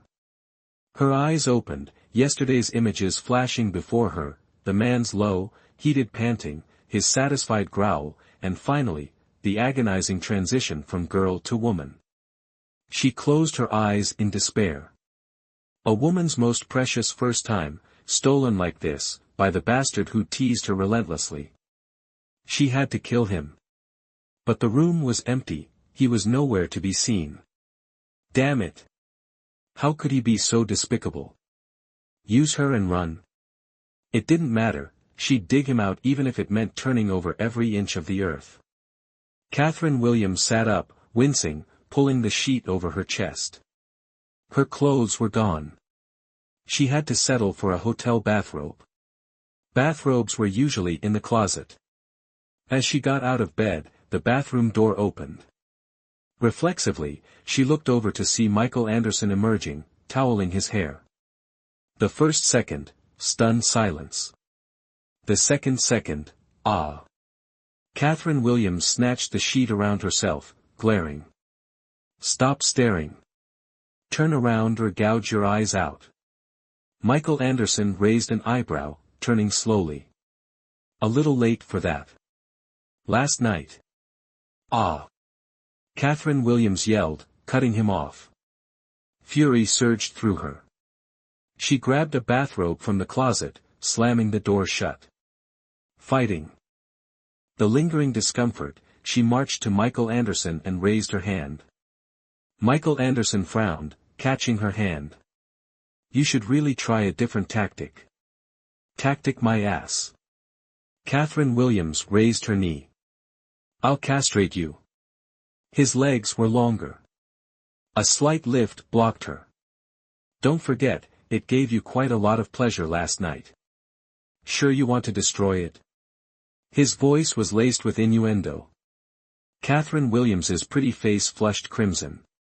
Restrained, she yanked at his robe's sash and bit him on the chest. Michael Anderson winced. When she'd pulled at his robe, he'd thought she was making a pass. He hadn't moved. And then, she bit him. Damn it. This woman was the most authoritative venereologist. Didn't she know that doing this was like? You're seducing me. Michael Anderson tilted her chin, a smirk playing on his lips. Forced to look up, Catherine Williams acknowledged his devastating handsomeness. His features were perfect, his thin lips especially alluring, moving slightly as he spoke. His eyes, deep as the night sky, sharp as a hawk's, were both captivating and intimidating. She didn't know his name or his profession, but his words and demeanor suggested a man of power. How else could he be friends with the mayor? However, despite this, she would not lower herself to the point of seducing him. Exactly, Catherine Williams smiled, I seduced you to death, so what are you still standing there for? Go. Michael Anderson narrowed his eyes, feeling that this woman was too harsh, perhaps she had forgotten her own appearance last night. Therefore, she must be made to remember. Damn it, Catherine Williams gritted her teeth after being ruthlessly tormented, I'll sue you for rape. You got into my car yourself, and you kissed me first. It sounds like you offered yourself willingly. Michael Anderson pushed Catherine Williams into the bathroom. I'll wait for you outside. Catherine Williams didn't want to do as Michael Anderson said, otherwise, it would really feel like she was being ordered around by him. She gritted her teeth and refused. Michael Anderson narrowed his eyes, or do you want to shower with me? If I go in, I'm afraid we'll shower a little longer. How much longer, you know, right? Get out. Catherine Williams slammed the bathroom door shut. Michael Anderson stood outside the door, his lips pursed, his expression a mixture of amusement and something else. Catherine Williams was in the bathroom, gritting her teeth, looking at herself in the mirror. She remains herself, her appearance unchanged, yet she is no longer. But if she told Nicholas Harper that she had been touched by someone else, that she was no longer pure, would he let her go out of disgust? Chapter 22, You want to use money to take responsibility for me? Yes, she truly found Nicholas Harper that repulsive to the point of self-destruction to escape him. And this repulsion stemmed from something she witnessed in her youth. That incident made her realize the true face beneath Nicholas Harper's gentle smile. After that, she was both disgusted by and afraid of him. However, Nicholas Harper's power ran rampant throughout both the underworld and legitimate society, so she could only find herself a backer. Unexpectedly, before finding one, she lost herself. But the man outside, she definitely wouldn't let him go. After showering, Catherine Williams went directly out to settle the score with Michael Anderson. Michael Anderson had changed into a suit and was sitting on the sofa outside, waiting for Catherine Williams. His long, straight legs were elegantly crossed, his posture noble and proper, calm and composed, his powerful aura silently radiating. Catherine Williams thought of 4 words, wielding great power. Even if his background was significant, she would deal with him. Hey! Catherine Williams walked over to Michael Anderson, sat down, and said directly, let's settle the score. Settle the score. Michael Anderson carefully interpreted Catherine Williams' meaning, thinking she meant settling the bill, so he nodded, how much? Catherine Williams felt as if she had been struck by lightning. The tone of, money can solve all problems, and I have no shortage of money, thoroughly angered Catherine Williams. She glared at Michael Anderson, you want to use money to take responsibility for me? If not, then what? Michael Anderson raised an eyebrow. Isn't this your purpose? Money. Or do you want more, power? Status? She remains herself, her appearance unchanged, yet she is no longer. Michael Anderson's pride was challenged. This woman, as soft and charming as a sprite last night, dared to treat him with such disdain after their encounter. In the next moment, Michael Anderson abruptly stood up and lunged forward, pinning Catherine Williams against the sofa and gripping her chin. "This mouth of yours is truly dishonest, I need to teach you a lesson." Catherine Williams's stern face suddenly paled. She was wearing a bathrobe, seemingly completely unprepared. "Stop!" Catherine Williams shouted. Michael Anderson's hand paused. "How did it feel last night?" Catherine Williams gritted her teeth and spat out 2 words, "Very good." Michael Anderson released Catherine Williams, too perfunctory, "Show me with practical actions. Is there anyone who makes things difficult for others like this?"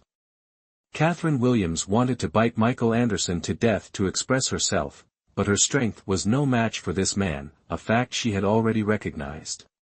Since she couldn't humiliate him with force, then. "Is my bag still in your car?" "I need to use it," she asked. "It's still in my car." Michael Anderson looked at Catherine Williams suspiciously, suspecting she wanted to use this opportunity to escape. "Don't treat me like you, despicable." Catherine Williams extended her hand. "Give me the car keys, and I will definitely give you a particularly satisfying demonstration." Finally, Michael Anderson tipped the hotel staff to retrieve Catherine Williams's bag, and then Catherine Williams took out a wad of cash from her bag and placed it in front of him. "Here's 10,000, consider it a service fee for last night." "Oh, don't misunderstand, I'm not saying you're only worth this much, but this is all the money I have on me. My point is, you're worth me spending all the money on me, understand? Virgin." After speaking, Catherine Williams took out a set of clothes from her bag, intending to go into the bathroom to change. Michael Anderson flew into a rage, grabbed Catherine Williams, and growled each word. "What do you mean? This woman clearly came to serve him, yet she wanted to buy him." "I mean, I was very satisfied with your service last night." "Don't misunderstand me as being very satisfied. After all, for a virgin army, having such a performance, I was already very content," Catherine Williams said in a provocative tone. Michael Anderson suddenly understood why some people die from anger. He, the dignified Michael Anderson, was being bought by a female venereologist. "Woman, don't provoke my limits." Michael Anderson threw out a check he had written while Catherine Williams was showering. "Take this, forget about today, and don't tell anyone. Otherwise, the people you know may never see you again." "You're buying me?" Catherine Williams glared. "I allowed you to humiliate me with money, but you want to buy me with money?" She shoved Michael Anderson hard. "Let me tell you, my money may not be as much as yours, but if I change it into small change, it's enough to smash you to death. Don't you think it's too late to pretend now?" Michael Anderson sneered. "When Victor Anderson looked for you yesterday, why didn't you say these words?" "Which Victor Anderson looked for me?" "Victor Anderson looked for your sister." Catherine Williams roared. "I saw you dying in the car and acted on the life-saving spirit of an angel in a white coat to save you, but who knew you would become beastly?" "Wait a minute, at that time, were you drugged?" A glimmer of understanding dawned upon Michael Anderson. Releasing Catherine Williams, he stepped outside to call Victor Anderson. Finally, the realization struck him. Catherine Williams was not the woman Victor Anderson had intended for him. He had made a mistake. Returning to the room, Michael Anderson wrote another check. Observing this, Catherine Williams picked up the stack of money from the coffee table. "Damn it!" Outmaneuvered, but not defeated. As Michael Anderson presented the check, Catherine Williams exclaimed, "Your payment for the night. Your payment for the night." Michael Anderson and Catherine Williams spoke almost simultaneously. As the last syllable faded, they exchanged bewildered glances, then concurrently dropped the items in their hands. "Listen carefully," Michael Anderson's voice was laced with danger and warning. "A sum sufficient to provide you with a comfortable life for the remainder of your days, to purchase your first time, this is a profitable transaction. Forget last night, forget you ever encountered me, and what transpired between us. Otherwise, you won't live to spend this money." With that, Michael Anderson departed the hotel room without looking back. Catherine Williams gritted her teeth, the pressure almost drawing blood. Resentfully, she retrieved the check from the floor, her eyes falling upon the man's signature. Michael Anderson. The name sounded respectable, the handwriting firm and extraordinary, yet the man behaved like a beast. Wait a minute, Michael Anderson, the name seemed familiar, as if she had encountered it somewhere before. This man's car bore a special license plate, and he was clearly anxious to keep their encounter a secret. This indicated. Catherine Williams roared internally, "You beast! I found your weakness." If he was a prominent figure, this signed check, presented publicly, coupled with an exposé of his bestial nature, would surely drown him in public condemnation. Then, all her resentment would be avenged. "Let me out!" Catherine Williams yelled, kicking and pounding on the door, the wood groaning under her assault. Yet the door remained closed, she remained confined. Indeed, she had been captured again. 3 days prior, in the early morning, after the loss of her precious virginity, she had hurriedly left the hotel for the hospital. After a day's work, she was apprehended and brought back. Had she not resorted to a hunger strike, she wouldn't even be allowed to work, imprisoned by Nicholas Harper in this house. Chapter 23, Get Out, Don't Come In. Now, immediately after finishing work, she was escorted like a prisoner, confined until 9 o'clock the following morning, then escorted back to work. A man with no connection to her, what right did he have to treat her this way? "Open the door." Catherine Williams continued to scream. Unexpectedly, the door opened. As she prepared to rush out, she saw a meticulously tailored, jet-black suit, every stitch emphasizing Nicholas Harper's tall, imposing frame. The somber black blended with his aura of darkness, creating an oppressive presence that compelled retreat. He called out in a deceptively gentle voice, "Catherine." A childhood memory flashed through Catherine Williams' mind, and she instinctively stepped back. "Don't come in." Nicholas Harper smiled tenderly. "Catherine, we are about to be married. Soon, we will share a home." With that, he entered Catherine Williams' room. At this moment, Catherine Williams was consumed by fear, her gaze fixed on Nicholas Harper's eyes, sensing his potential to treat her as he had the other girl a decade ago. Still smiling, Nicholas Harper suddenly grasped Catherine Williams's hand, observing her palm, reddened from pounding on the door. "After our marriage, you will have freedom. Cease this behavior. It pains me." Catherine Williams yanked her hand back. "Get out." Nicholas Harper remained motionless, his gaze intense upon Catherine Williams, sending chills down her spine, until she finally managed to push him out. She had to identify a sufficiently powerful force to oppose Nicholas Harper, otherwise, she stood no chance against her father and him, inevitably falling into his grasp. But, who? In her frustration, Catherine Williams switched on the television. The news channel, typically uninteresting to her, was about to be changed when a figure on the screen arrested her attention. The report concerned the Gray City mayor's return, displaying the new mayor's photograph and name. An exceptionally handsome man, named Michael Anderson. It was him. He was the new mayor. Not the man afflicted with genital herpes. Ha ha ha. No wonder the scoundrel feared the exposure of their hotel encounter. He dreaded the scandal jeopardizing his mayoral image. Catherine Williams laughed. The mayor, such a distinguished position. Within this city, she possessed evidence capable of toppling the new mayor, in other words. Without hesitation, Catherine Williams sought Michael Anderson's address. Indeed, her recourse was Michael Anderson. Michael Anderson, appearing to be only 25 or 26, capable of becoming mayor, must possess either exceptional methods or an exceptional background. He would protect her, and she, his secret. Such a transaction Michael Anderson would accept.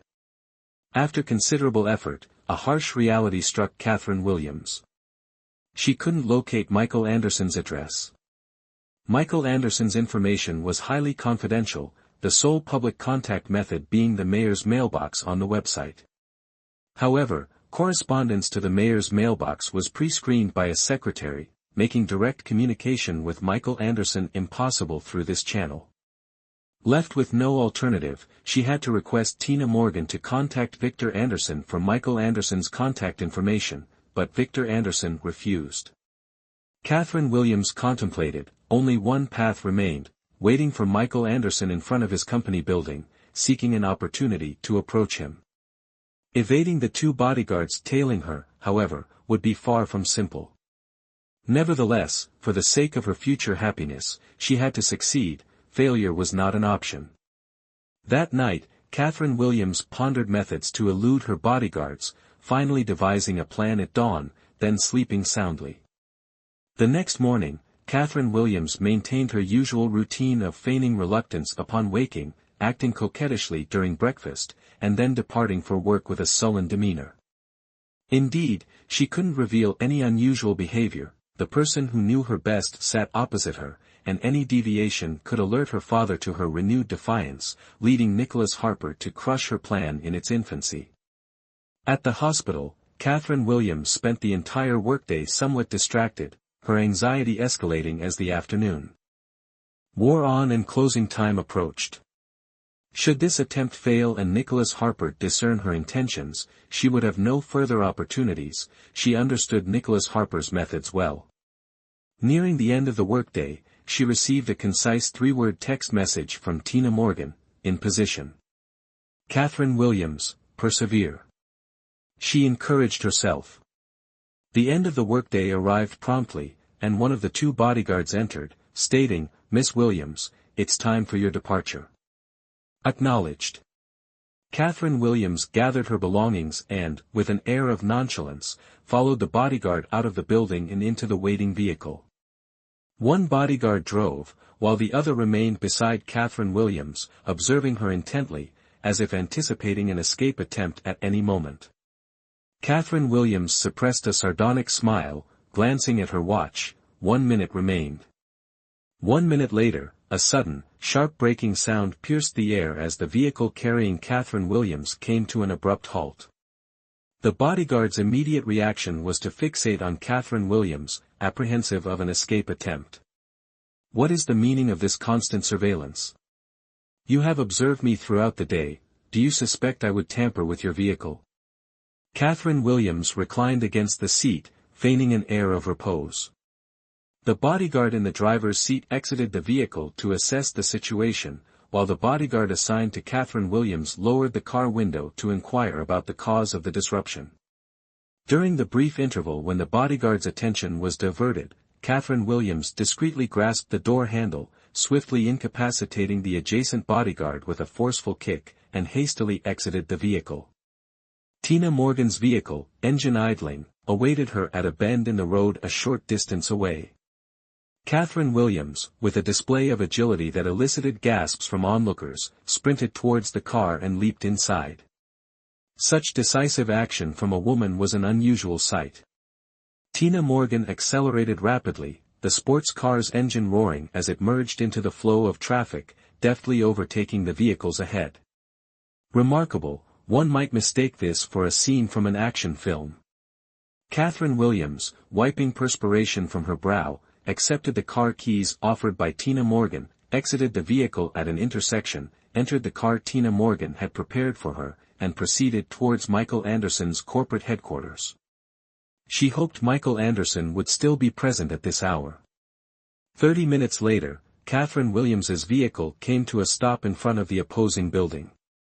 Lowering the car window, she gazed intently at the main entrance, silently summoning Michael Anderson. After approximately 10 minutes, she observed Michael Anderson, a strikingly handsome man, emerging from the building, escorted by 2 armed bodyguards. Catherine Williams exited her vehicle and hastened towards Michael Anderson, exclaiming, "Wait! I must speak with you, Michael Anderson."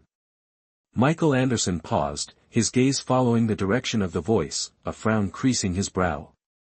Why was this woman seeking him out again? Were his previous statements insufficiently clear? Or had she discovered his true identity, desiring something more? Michael Anderson directed a glance towards his bodyguards. Understanding the unspoken command, a bodyguard stepped forward to intercept Catherine Williams, inquiring, "Madam, what is the nature of your business with Mr. Mayor?" Catherine Williams was perplexed. How absurd to deploy a bodyguard, was such a display necessary to project the mayor's aloof demeanor? Chapter 24, You must marry me, I refuse to speak with you, move aside. Catherine Williams gestured towards Michael Anderson. He is the one I seek. The bodyguard, glancing at Catherine Williams, uttered an "excuse me" before escorting Michael Anderson into the vehicle and departing. Oh! Catherine Williams was stunned. Such disregard was a novel experience for her. Damn that Michael Anderson. If he has the audacity, let him not be caught by me. Catherine Williams entered her vehicle and pursued Michael Anderson's car. To ensure her plan's seamless execution, Tina Morgan had specifically provided her with a sports car, more than capable of pursuing the mayor's vehicle. Observing Catherine Williams's vehicle closing in, Michael Anderson's personal bodyguard inquired whether they should evade the woman in pursuit. Accelerate. Michael Anderson's voice was calm, his gaze fixed on the rearview mirror, intently observing Catherine Williams's car. He was curious to ascertain the capabilities of the woman who had offered 10,000 yuan to purchase him.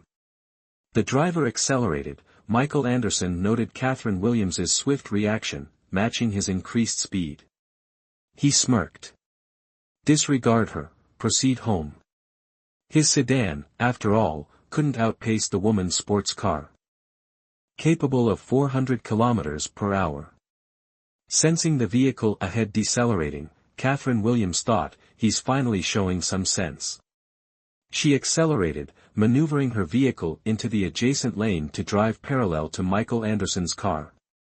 At this moment, she glanced towards him. As if by mutual understanding, Michael Anderson simultaneously lowered the tinted window, his gaze meeting Catherine Williams's. The man's eyes were dark and inscrutable.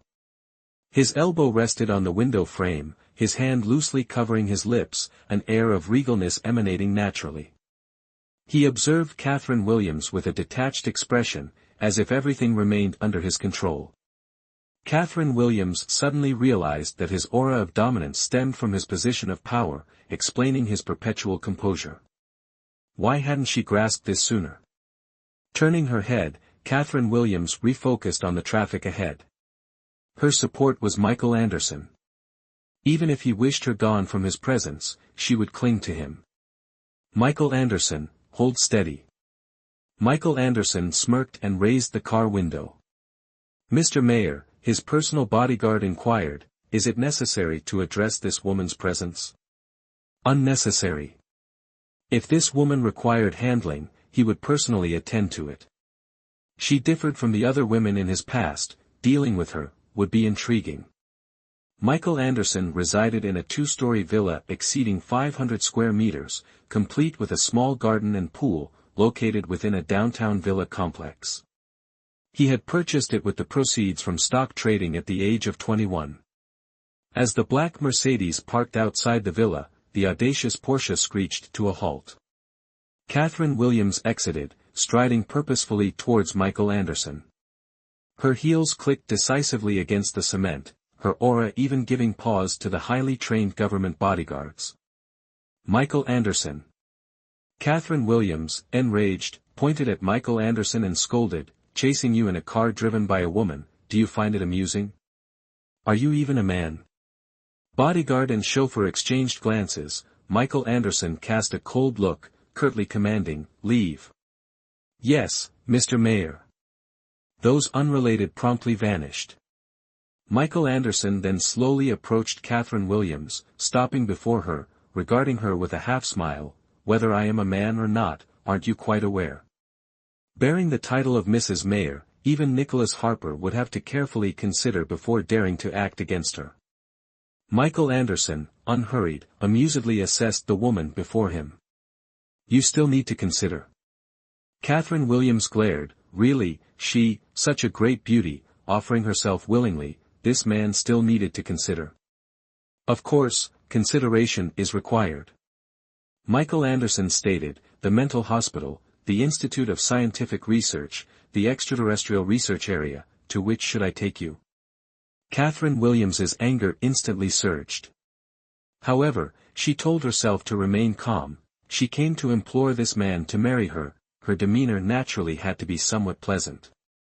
I am not mentally ill, nor am I extraterrestrial. Catherine Williams frowned. Can we discuss this inside your house? Impossible. Michael Anderson sternly refused. How can I be certain you haven't brought any monstrous accomplices? I spent over a month designing this house's decor. Besides myself, no one is permitted to vandalize it.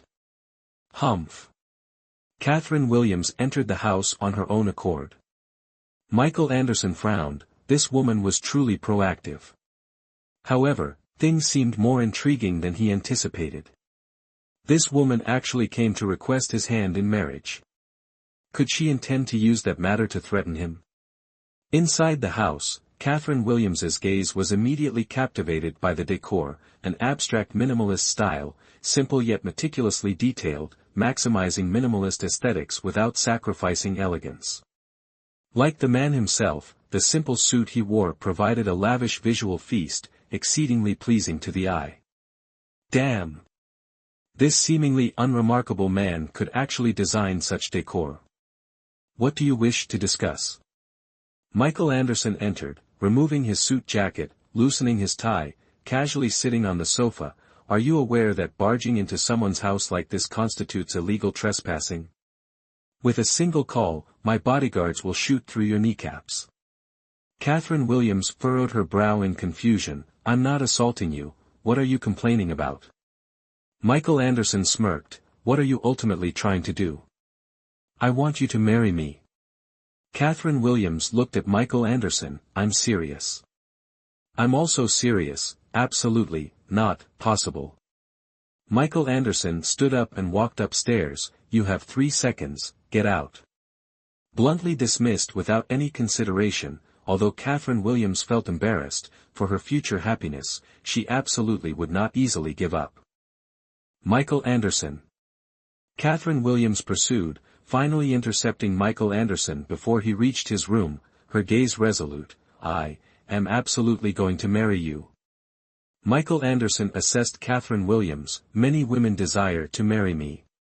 Comparing all aspects, this woman, Catherine Williams, was absolutely not the optimal choice. But only I am obligated to marry you. Oh. Michael Anderson raised an eyebrow. Explain your reasoning. Catherine Williams racked her brain for a reason, but couldn't conceive of one that sounded remotely plausible.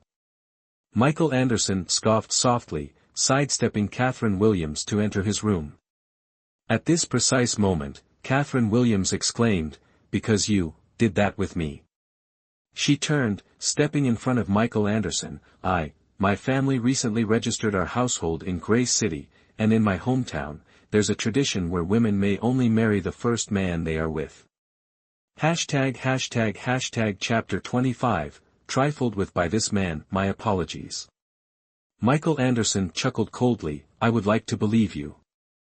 However, my IQ prohibits it. Hey.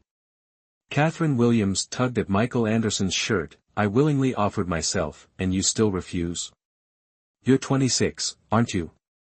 At such an advanced age, refusing to marry, are you perhaps planning to transition to loving men? The reason for not marrying you is simple. I only desired a one-night encounter with you.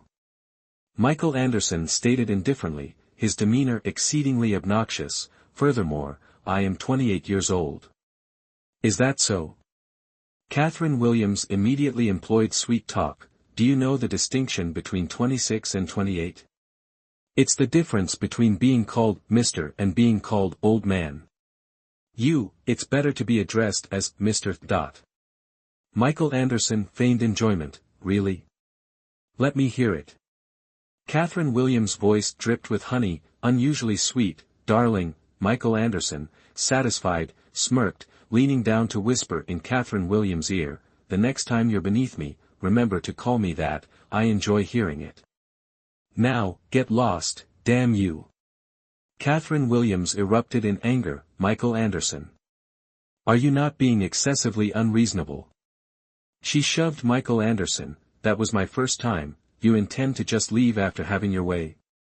Young lady, I already provided you with a check. Michael Anderson narrowed his eyes. If you're wise, consider this never happened. Otherwise, you won't even live long enough to cash that check. You think you can threaten me? Catherine Williams was also a formidable individual. Since Michael Anderson wouldn't respond to gentle persuasion, she would resort to force. Let me tell you, I don't need that check. I want you. Want me? Michael Anderson wrapped his arm around Catherine Williams' waist, pulling her closer. Young lady, I will satisfy you, remember to call me, darling. Having spoken, his lips pressed against Catherine Williams. Catherine Williams closed her eyes. At this moment, she needed this man. As long as Michael Anderson agreed to marriage, she was willing to do anything. However, the tempestuous, passionate kiss she anticipated never landed. She opened her eyes, observing Michael Anderson's sneer. Damn it! Trifled with by this man. Young lady, don't actually believe your body can captivate a man to the point of being indispensable. Michael Anderson tossed his suit jacket aside, the elegant, efficient movement resembling a performance art piece. Then he began unbuttoning his shirt. If you're still here after I've changed, I'll invite security to attend to you. Having spoken, Michael Anderson finished unbuttoning his shirt, turning to close the bedroom door as he undressed. Catherine Williams retrieved an item from her bag. Michael Anderson, having changed his clothes, emerged to find Catherine Williams still standing there. He frowned. Why are you holding a copy of the check? Marry me, Catherine Williams stated, or I will disclose our affair to the press, so everyone knows how the new mayor of Grace City coerced a woman. Mr. Mayor, is your mayoral seat even warm yet? Michael Anderson's eyes narrowed, a chilling aura emanating from their depths, causing the room's temperature to plummet. In the next moment, his unusually elegant, long fingers gripped Catherine Williams's chin. Tilting her chin upwards, he looked down at her. Girl, do you know who you're threatening? A mayor who can be removed from office by me at any time. Catherine Williams's face displayed her inherent defiance. That nonsense about women in your hometown only marrying their first man is a complete fabrication, isn't it? Michael Anderson's gaze grew colder and more menacing. You want to marry me simply because I'm the mayor of Grace City. And you want to be the mayor's wife. Is that truly your desire? If thinking that way will make you marry me, then yes, that's exactly it. I want to be the mayor's wife.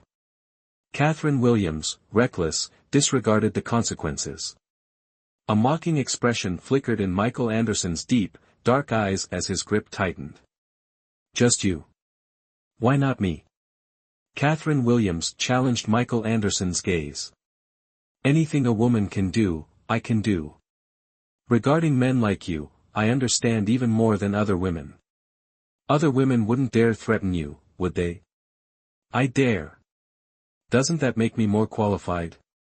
Do you honestly believe that sleeping with me and receiving a check gives you the power to threaten me? Why not? Mr. Mayor, scandals are quite serious. Moreover, you scheduled a men's health checkup, TSK, it really fuels speculation. The media is very adept at embellishing stories. This woman, Michael Anderson scrutinized Catherine Williams's striking features, a smirk playing on his lips. Congratulations, you've reached my limit. A sudden chill ran down Catherine Williams's spine. Now, let me show you, whether you can truly threaten me. A smile appeared in Michael Anderson's eyes, but it resembled the chilling grin of a demon. Before Catherine Williams could react, Michael Anderson captured her lips. Catherine Williams struggled, but with a single movement, Michael Anderson pressed her back against the wall, his body close, trapping her between his chest and the wall, his hands cupping her face, forcing her to meet his fervent kiss. Catherine Williams dared not move, still remembering the consequences from the previous time. Don't. Catherine Williams instinctively resisted, only to hear the man's derisive chuckle. This woman, aspiring to be the mayor's wife, can't even handle this little provocation. Catherine Williams, with a resolute expression, looked at Michael Anderson, then lifted her chin. You're the one who can't handle it. I want to ask you, regarding sexual positions, do you know which one gives women the most pleasure? If you don't know, then don't try to intimidate me. As Catherine Williams had hoped, Michael Anderson's male ego was provoked, and the mayor became enraged. In the next moment, Michael Anderson scooped Catherine Williams up, kicked open the door, and threw her onto the large bed. Ah! Catherine Williams cried out upon landing. Actually, Michael Anderson's bed was very soft, the fall wasn't painful, that cry was purely a conditioned reflex. Damn it! He actually threw me, the inconsiderate pig. Taking advantage of this opportunity, Catherine Williams, oddly enough, found herself in the mood to observe Michael Anderson's room. To be fair, Michael Anderson was also of the arrogant and domineering type, his personality difficult to grasp, frankly speaking, moody and somewhat heartless, completely the male lead type in novels. However, his room was not at all the type of a male lead in a novel. The room of this type of male lead should be dominated by black, everywhere exuding a noble, cold taste and his gloomy personality.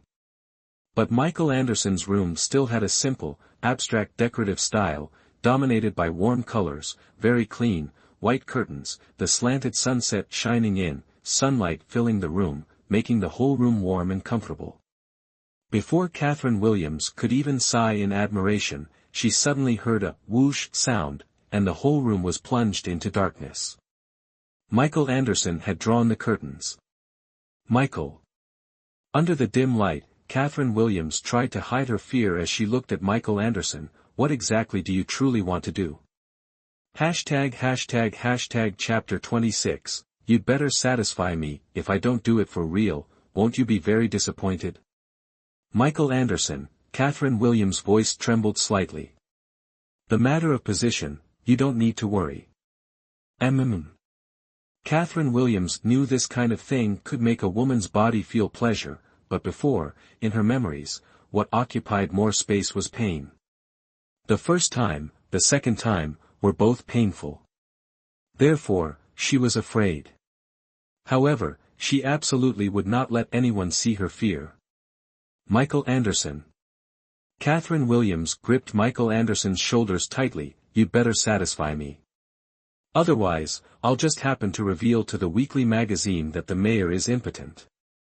I guarantee I won't disappoint you. 10 minutes later, Catherine Williams finished showering and went downstairs, where she was met with another check and the fully dressed man. Only this time, Michael Anderson was wearing casual clothes, making him look somewhat lazy, but the sharp aura around him hadn't diminished in the slightest. She sat down on the sofa next to Michael Anderson. Michael Anderson pushed the check in front of Catherine Williams. Now, you have another check with my signature, what do you want to do? Catherine Williams closed her eyes. Indeed, this man wanted to use this method to tell her that this method couldn't threaten him at all. She took the check, tore it in half, and threw it in the trash. This can't threaten you, she said slowly, so I will cling to you. Scoff. Michael Anderson sneered, I can have someone throw you out at any time.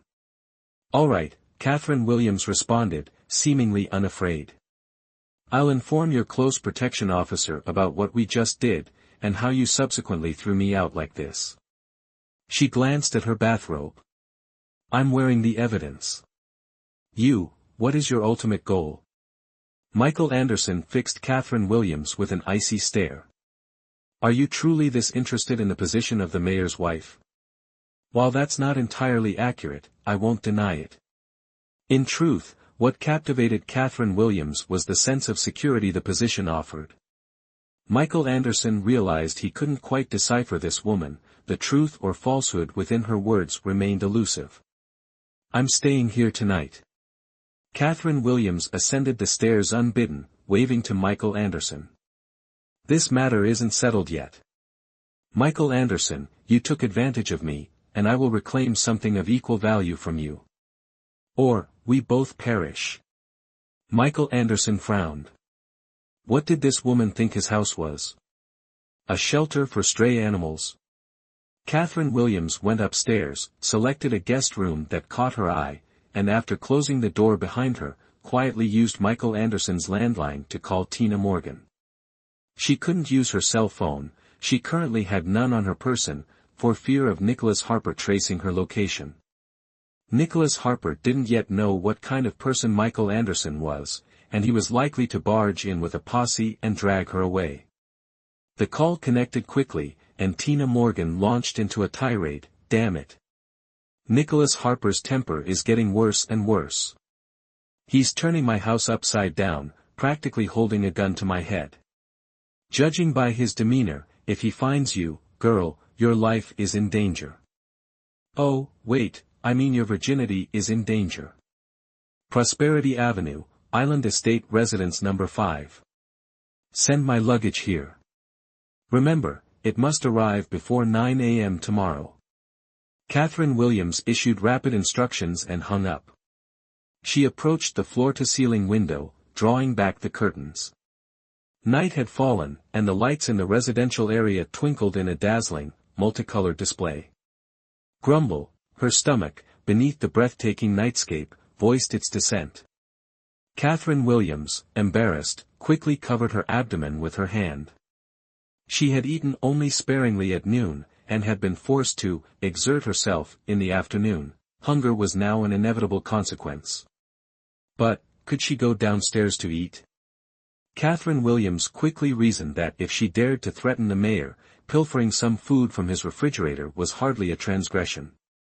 For her future, she must be fearless. Descending the stairs, Catherine Williams was surprised to find Michael Anderson, enraged. He wasn't yelling or pointing fingers in a furious outburst, rather, his expression was as dark as an impending storm. Yet, Catherine Williams knew he was angry. Catherine Williams cheerfully approached. Michael Anderson and his close protection officer simultaneously looked over. The officer stared, wide-eyed, at her bathrobe. Michael Anderson's face hardened swiftly, and he barked, "What are you looking at? Get out." The officer promptly vanished from the house. Catherine Williams was momentarily stunned by the force of Michael Anderson's command. This man, when not engaging in lecherous behavior, possessed an undeniable charisma. Unexpectedly, however, his wrath held considerable power. "What are you looking at?" Michael Anderson, still enraged, glared at Catherine Williams and barked, "Who gave you permission to come down here in your nightgown? Why are you yelling at me?" Catherine Williams rolled her eyes. "Go yell at whoever angered you. What I wear downstairs is none of your business. Damn it." Even if she was living under Michael Anderson's roof, it didn't mean she had to endure his tantrums. After her outburst, Catherine Williams huffed and sauntered towards the kitchen. Michael Anderson, still in a state of fury, felt his heart clench with Catherine Williams's defiance. His eyes followed her retreating figure, and he was about to drag her out of the kitchen for a lesson when he saw her open the refrigerator, retrieve some ingredients, and handle them with practiced ease. This woman could cook. Michael Anderson decided to temporarily forgive her for contaminating his kitchen. Catherine Williams, essentially raised in a single-parent household, had spent her childhood closest to her nanny. At 15, when her longtime nanny resigned, she found the new nanny's cooking unpalatable and thus began her culinary explorations. 10 years on, she had honed her cooking skills to an impressive degree. Therefore, a dish of shrimp scampi with herbs presented no challenge whatsoever. Following her accustomed procedure, she prepared the pasta and then, for herself, added a bowl of hot and sour soup with potatoes and bamboo shoots, completing a perfect dinner. Carrying the pasta and soup to the dining room, Catherine Williams was about to sit down and eat when the bowl and plate suddenly migrated to the opposite side of the table. Catherine Williams followed their trajectory. It was Michael Anderson. This man, who carried himself with an air of entitlement, was enjoying the dinner she had painstakingly prepared with a self-satisfied expression. He hadn't even bothered with a greeting, completely at ease, and eating with evident relish. Catherine Williams, incredulous, managed to suppress her anger enough to remind him, "Michael Anderson, that's mine." "It's mine now." Michael Anderson took a sip of the soup. "Haven't I told you, the only valuable thing about you is your body? Now, let's add one more thing, your cooking skills." Having spoken, Michael Anderson dismissed Catherine Williams and focused on his meal. "Michael Anderson, you're unbelievable." Catherine Williams had never encountered such a rude man in her life. "Behave. I'm your savior. Throwing you out to be chased by wild dogs would be unbelievable." Michael Anderson smirked. "So, if you don't want to experience what truly unbelievable is, keep your mouth shut." Chapter 27, Why is he so guarded? Catherine Williams cursed him internally, despicable. But she believed Michael Anderson was entirely capable of throwing her out, so she wisely held her tongue and went to make herself another portion of pasta. Lacking enthusiasm, this time she made a simple tomato and egg pasta, clutching it protectively when she brought it out, lest Michael Anderson's predatory instincts strike again. Michael Anderson, observing her wariness, allowed a mocking curve to touch his lips. He pushed a plate towards her, "Don't forget to clean up later." Catherine Williams, feeling like a servant, unceremoniously tossed the plate into the trash. Her clearing Michael Anderson's plate? Preposterous. Observing Catherine Williams's actions, Michael Anderson merely smirked, ascended the stairs to change into a suit, and upon exiting, instructed her, "Your permitted area is confined to the living room and guest room. Refrain from interacting with my other belongings, I do not desire your corpse contaminating my residence." Catherine Williams furrowed her brow, perplexed by Michael Anderson's implication. Contact with his possessions resulting in her demise, was this a threat, or did his home harbor concealed mechanisms? As Michael Anderson prepared to depart, Catherine Williams recalled their unfinished discussion, pursuing him with, "Where are you going?" The marriage matter required resolution. Tonight was her sole opportunity, as returning to the hospital tomorrow would be akin to entering Nicholas Harper's snare. "A location undesirable to you," Michael Anderson stated, grasping his car keys and exiting autonomously. "When will you return?" Catherine Williams inquired loudly towards Michael Anderson's receding figure. Michael Anderson raised an eyebrow, pondering, this woman was not his spouse, why should he disclose his return time? Thus, Mayor Anderson proceeded independently to the garage. Catherine Williams, stamping her foot, pursued him, coinciding with Michael Anderson's vehicle emerging from the garage. She forcefully rapped on his partially lowered car window, "Our discussion remains incomplete. I shall await your return." Michael Anderson offered a single glance at Catherine Williams, devoid of expression, before the gate gradually opened, his sports car vanishing instantaneously, leaving only the reverberation of its engine for Catherine Williams. "Bastard, did you even hear me?" Catherine Williams muttered, gazing into the boundless night. Turning towards the house, her gaze inadvertently fell upon Michael Anderson's garage. One vehicle, a government-issued luxury car for officials, additionally, 2 sports cars, a Land Rover SUV, and this residence. Damn! Michael Anderson, this newly appointed mayor, was a tycoon. Wait! Such a young age, occupying such a high position, ostentatiously possessing such desirable assets, could there be embezzlement? Michael Anderson was unafraid of her leveraging a sex scandal against him. What about an embezzlement scandal, sufficient to ruin his entire life? Catherine Williams experienced a surge of excitement. Anderson's explicit prohibition against touching his belongings, was it fear of her uncovering a secret? Then she must uncover it, subsequently utilizing it to coerce him into marriage. Catherine Williams, elated by her ingenious idea, ascended the stairs, entered Michael Anderson's room, and commenced a meticulous search. Initially, she opened a bedside table drawer, then froze. A handgun. Accompanied by several gleaming objects, unrecognizable to others, but Catherine Williams knew, miniature bombs, small in size, yet possessing considerable power, often mistaken for toys. Michael Anderson's placement of this item in the bedside table drawer clearly indicated its accessibility for immediate use. Why such precautions? Catherine Williams closed the drawer, sat on the bed, and contemplated carefully. Michael Anderson, a high-ranking government official, openly driving luxury vehicles, residing in a mansion, possessing readily available weaponry within his home, all signs indicated, he was unequivocally more than a simple official. At the very least, his arrogance was evident, yet no one questioned him, much less investigated. Michael Anderson's true power far exceeded his outward appearance. Such a man wouldn't engage in petty embezzlement, he'd disdain it. 1,000 more sophisticated, audacious avenues for wealth generation were available to him. Catherine Williams realized she had indeed found the right benefactor. Descending the stairs, she switched on the television, watching as she awaited Michael Anderson's return, determined to secure him for herself. A reality program showcasing the travel and survival experiences of celebrities and their children played on the screen.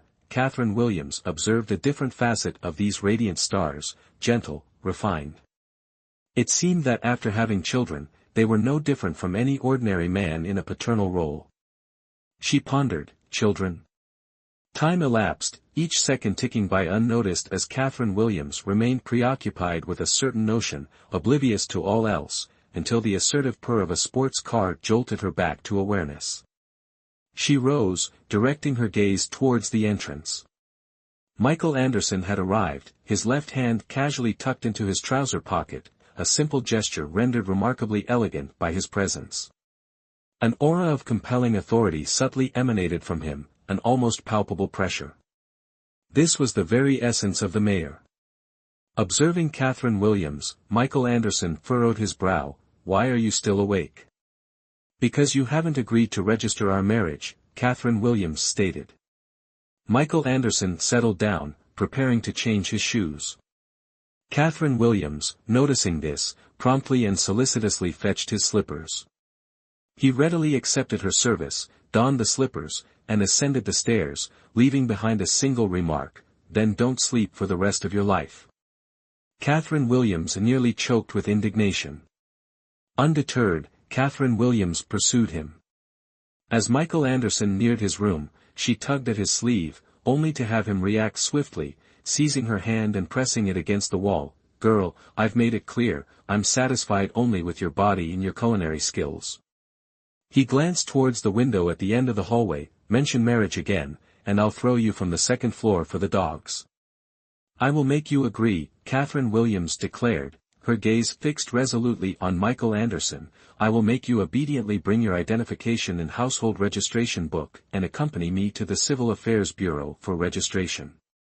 Michael Anderson scrutinized Catherine Williams intently, then released her hand and retreated to his room.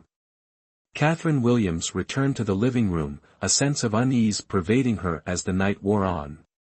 The following day, Catherine Williams awoke early, apprehensive that her anticipated package might be discarded.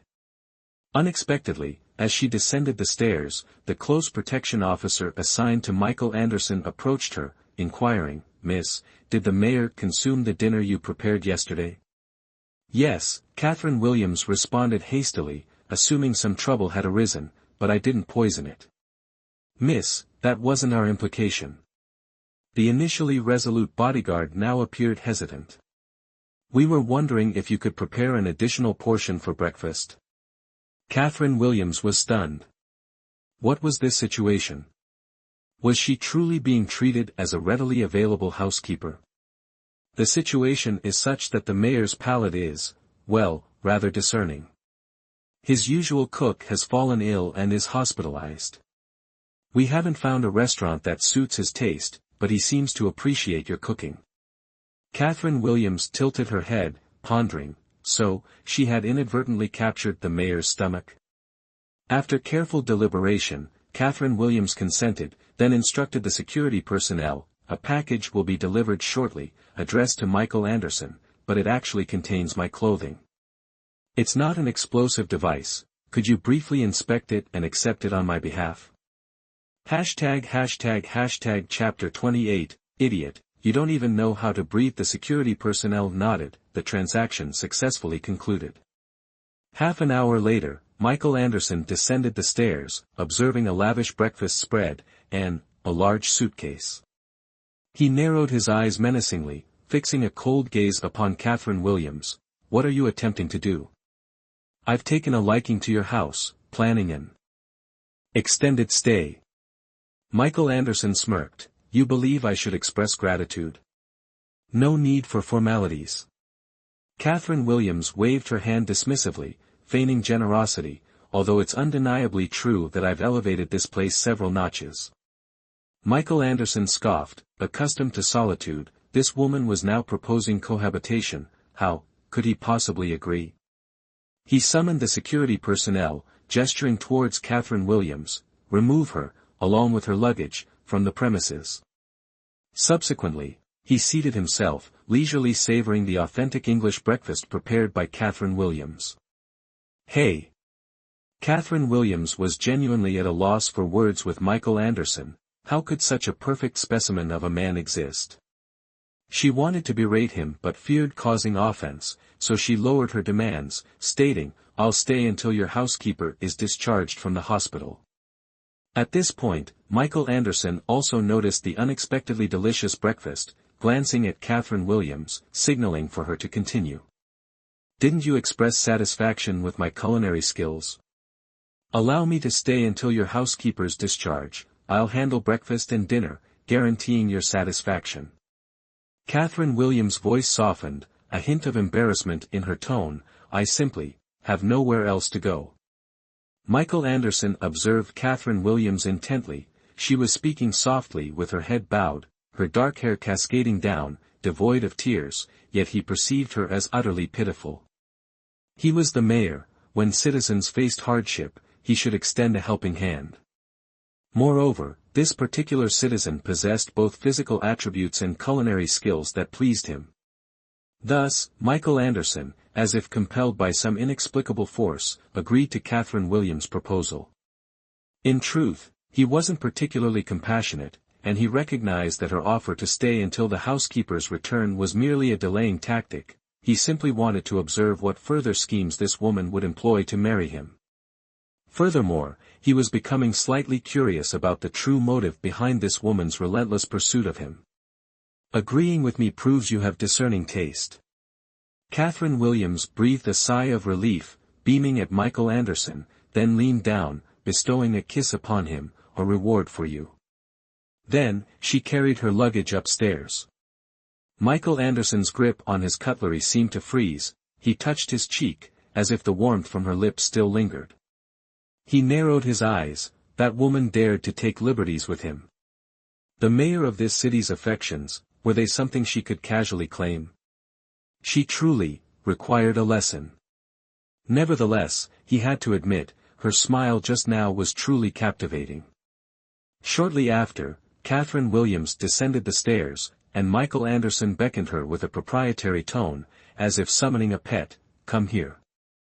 Catherine Williams obediently approached. "What is it?" "Smile." Michael Anderson looked at Catherine Williams, his expression entirely serious. Catherine Williams furrowed her brow in confusion, then stiffly pulled the corners of her mouth upwards. Not even halfway through the forced smile, Michael Anderson frowned, and in the next instant, he grasped Catherine Williams's arm, pulled her down, and captured her lips with his own. Catherine Williams was stunned, her eyelashes fluttering twice, still not comprehending Michael Anderson's actions. Michael Anderson was completely engrossed, leaving Catherine Williams even more bewildered. Catherine Williams finally regained her senses, but her eyes remained open, fixed on Michael Anderson. This man was undoubtedly the most handsome man she had ever encountered, although Nicholas Harper was also attractive, considering their overall facial features, she preferred Michael Anderson's. Michael Anderson's features exuded refinement, as if meticulously sculpted by God, capable of captivating with noble elegance and suffocating with cold allure. At this moment, she was nearly suffocating. Michael Anderson curved his lips, releasing her reluctantly. Don't you even know how to breathe? Idiot! Why did you? Catherine Williams looked at Michael Anderson inquisitively. Kiss me? I'm informing you of the rules. I'll reciprocate your treatment twofold. You took advantage of me, so this is me being polite. Understand? Michael Anderson delivered these words with utter sincerity, leading Catherine Williams to believe his justification without suspicion, carefully considering his statement. After a moment, Catherine Williams said, by your logic, if I force you to marry me, you will. Michael Anderson, surprised by her circling back to that topic, pushed her away and headed out. I finish work at 5:30, home by 6 o'clock. Have dinner ready. Don't forget, I can fire you at any time. Catherine Williams wondered if he was evading her previous question. However, undeterred, she pursued and intercepted him. You must pick me up from the hospital this afternoon. Michael Anderson narrowed his eyes, assessing Catherine Williams with suspicion. Catherine Williams stated, if you don't pick me up, I won't be able to get back. A pleading look entered her eyes. Michael Anderson, please, you must come get me. Michael Anderson unexpectedly found this expression of hers affecting him. An unfamiliar feeling arose, and Michael Anderson, detesting this loss of control, turned away. If you can't get back, I'll dispose of your belongings for you. I'll wait for you. Catherine Williams shouted at his retreating figure. Michael Anderson, I won't leave the hospital until you come. It's up to you. Getting into his car, Michael Anderson recalled her words, raised an eyebrow, and thought, then wait at the hospital forever. Unaware of Michael Anderson's thoughts, Catherine Williams returned to her room, had breakfast, and anxiously went to the hospital. She had a crucial surgery scheduled today, otherwise, she could have taken leave. However, she had a responsibility to her patients. Regarding the consequences of going to the hospital, she understood perfectly. Increased surveillance by numerous bodyguards would be implemented, and Nicholas Harper himself would personally escort her home after work. Ultimately, her freedom would be completely revoked, confined by Nicholas Harper, forced into a wedding gown, and compelled to walk down the aisle with him. Her escape attempt yesterday would then be rendered futile. Her future destiny rested in Michael Anderson's hands. Catherine Williams experienced extreme unease throughout the day until 5 p.m., when a bodyguard entered, announcing, Miss Williams, it's time to return with us. Mr. Harper's message to you, cease your futile efforts today. Spreading out a set of documents, Catherine Williams stated coldly, I have overtime work. Close the door behind you. The bodyguards remained motionless, suspicious of her motives, as Catherine Williams had never required overtime before. Catherine Williams glanced irritably at the bodyguard, commanding, close the door. Did you hear me? Seconds later, the door was gently closed, and Catherine Williams rushed to the window, hoping to catch sight of Michael Anderson. Chapter 29, Why is she being pursued? However, the outcome was predictable. She was disappointed. Michael Anderson's workday typically ended at 5:30 p.m., if he were to arrive, it would be around 6 p.m. With him escorting her, even if Nicholas Harper dispatched numerous bodyguards, they wouldn't dare act rashly. This was her rationale for wanting Michael Anderson to pick her up. Yet, even by 6:15 p.m., Michael Anderson had not appeared. Catherine Williams grew increasingly anxious, silently praying for Michael Anderson's arrival before Nicholas Harper's. Exasperated by the bodyguard's persistent urging, Catherine Williams angrily threw a pen holder to silence them. Frustrated, she opened a news website, seeking information related to Michael Anderson, hoping to find something useful. Upon viewing the site, she was stunned. The mayor's secretary's office announced, Mayor Michael Anderson would be attending a cocktail party this evening. Catherine Williams' shoulders slumped. This meant Michael Anderson wouldn't be coming. She would be taken back. Absolutely not. Success was within reach if only Michael Anderson agreed to marry her. Subsequently, Catherine Williams began brainstorming ways to evade the bodyguards before Nicholas Harper's arrival. Simultaneously, at the Vin Quang building. Guizhou, the nation's most prosperous city, boasted the magnificent Vin Quang building, complete with a spacious garden for employees' relaxation and strolls. This evening's cocktail party was being held in the garden. The attendees, comprised of high-ranking city officials and affluent local businesspeople, represented the city's elite. However, the most prominent figure was the youngest mayor to date. Michael Anderson. He's truly captivating, isn't he? A woman in a provocative short dress mused, her chin resting on her hand. Handsome, intelligent, and young, I must act quickly. With that, she approached with her drink, addressing him, Mr. Mayor. Michael Anderson, observing the ostentatiously dressed woman, narrowed his eyes. His thin lips uttered a single word, leave. He consistently despised women who initiated contact, their avarice evident in their eyes. Discarding his usual composure, he coldly dismissed her. The woman, her lip curling in disdain, departed, surprised by the charming mayor's callous indifference. Michael Anderson's thoughts unexpectedly turned to Catherine Williams. That woman, audaciously declaring her intent to become the mayor's wife, wasn't her behavior more brazen than those women who initiated conversations? She even dared to request he pick her up from work. Considering this, Catherine Williams's expression. That morning, a blend of anticipation and supplication, resurfaced in Michael Anderson's mind. He didn't deny it was a look that easily evoked compassion, yet he couldn't dismiss the suspicion that it was merely a tactic employed by her. He was accustomed to manipulating others, therefore, as for that woman, let her remain in the hospital indefinitely. Catherine Williams, glancing at her watch, noted it was already 8:30, yet Michael Anderson hadn't arrived. Consequently, she had to devise her own escape plan. Removing her white lab coat, Catherine Williams exited the office. As expected, the diligent bodyguards immediately followed, 4 of them dispersing around her, effectively eliminating any chance of escape. Reaching the parking area, a bodyguard retrieved a car and respectfully invited her to enter. However, she proceeded directly towards the hospital gate, gesturing towards the supermarket opposite. I need to purchase some items. Miss Williams, please don't complicate matters. Mr. Harper instructed us to escort you home after work, the bodyguard stated. Catherine Williams, feigning ignorance, continued outwards. Left with no alternative, the bodyguards were compelled to follow. Upon reaching the hospital gate, she abruptly halted, turning towards a bodyguard. Perhaps you could purchase them for me. Assessing the bodyguards, Catherine Williams seized the opportunity, sprinting desperately forward.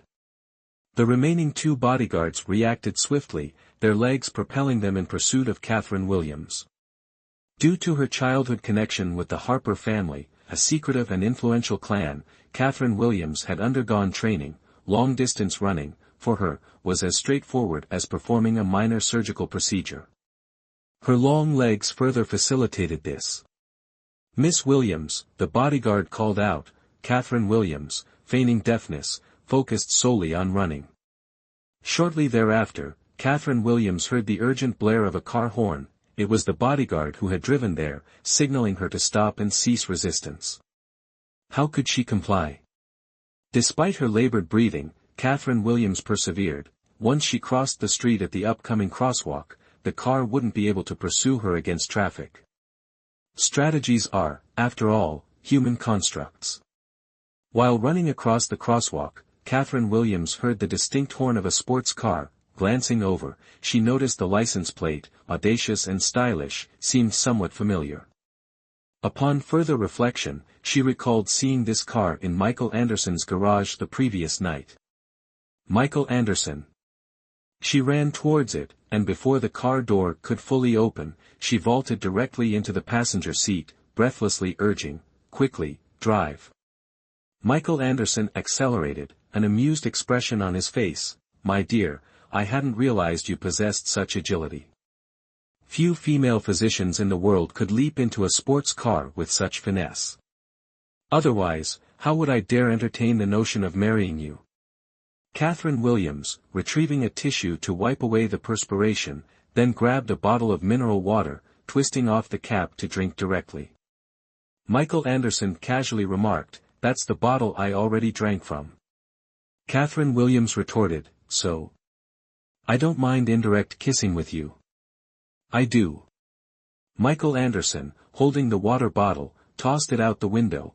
It landed precisely in a roadside trash can. He then inquired of Catherine Williams, "Why were you being chased?" Catherine Williams gaped, silently admiring Michael Anderson's accuracy, before responding, "Is that even a question? Obviously, someone took a liking to my beauty and wanted to take me home as their mistress." Michael Anderson abruptly slammed on the brakes. Catherine Williams, not yet buckled in, nearly tumbled forward. Righting herself, she gripped the seatbelt, glared at Michael Anderson, and snapped, "What are you doing?" "I'm contemplating whether to return you to that intersection." Catherine Williams gave a strained smile. "Not funny. Damn it. This man, still so heartless towards her." Michael Anderson glanced at Catherine Williams before starting the car. "Why didn't you pick me up?" Catherine Williams asked. "Why should I pick you up?" Michael Anderson countered, then slapped the steering wheel with a hint of regret. "Damn it. Knowing someone wanted to abduct you, I should have taken a detour."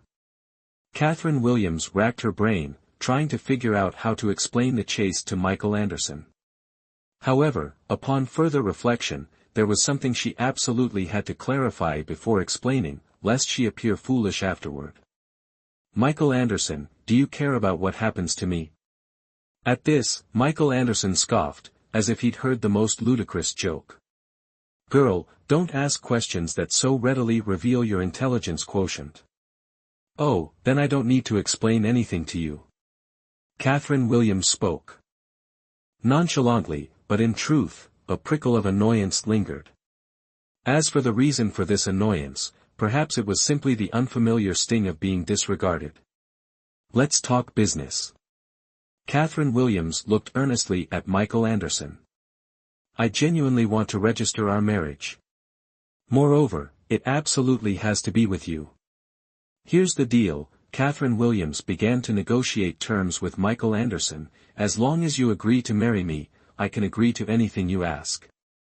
Chapter 30, The Woman Who Doesn't Know How to Live or Die. "You're so eager to marry, why not find another man?" Michael Anderson stated indifferently. "While your profession might be unacceptable to ordinary men, with your physique, finding a man willing to marry you shouldn't be difficult." Catherine Williams gritted her teeth. Damn it. Did he think she didn't want to? It's just that, if she found someone without power or influence, they might mysteriously vanish from the face of the earth before the day was out. She didn't want to harm anyone. However, harming this beast in human form, Michael Anderson, she was more than happy to do. After a moment, Catherine Williams clenched her fists and declared, "Michael Anderson, just you wait. Just like how you forced yourself on me before, I will force you to marry me." Michael Anderson raised an eyebrow. "If you want to force me, I have no objections. What position do you have in mind?" Pervert. Humph. You tease men with venereal diseases at the hospital every day, aren't you being a pervert? Catherine Williams froze, staring intently at Michael Anderson, exclaiming as if discovering a new continent, "Michael Anderson, could it be you care that I'm a urologist?"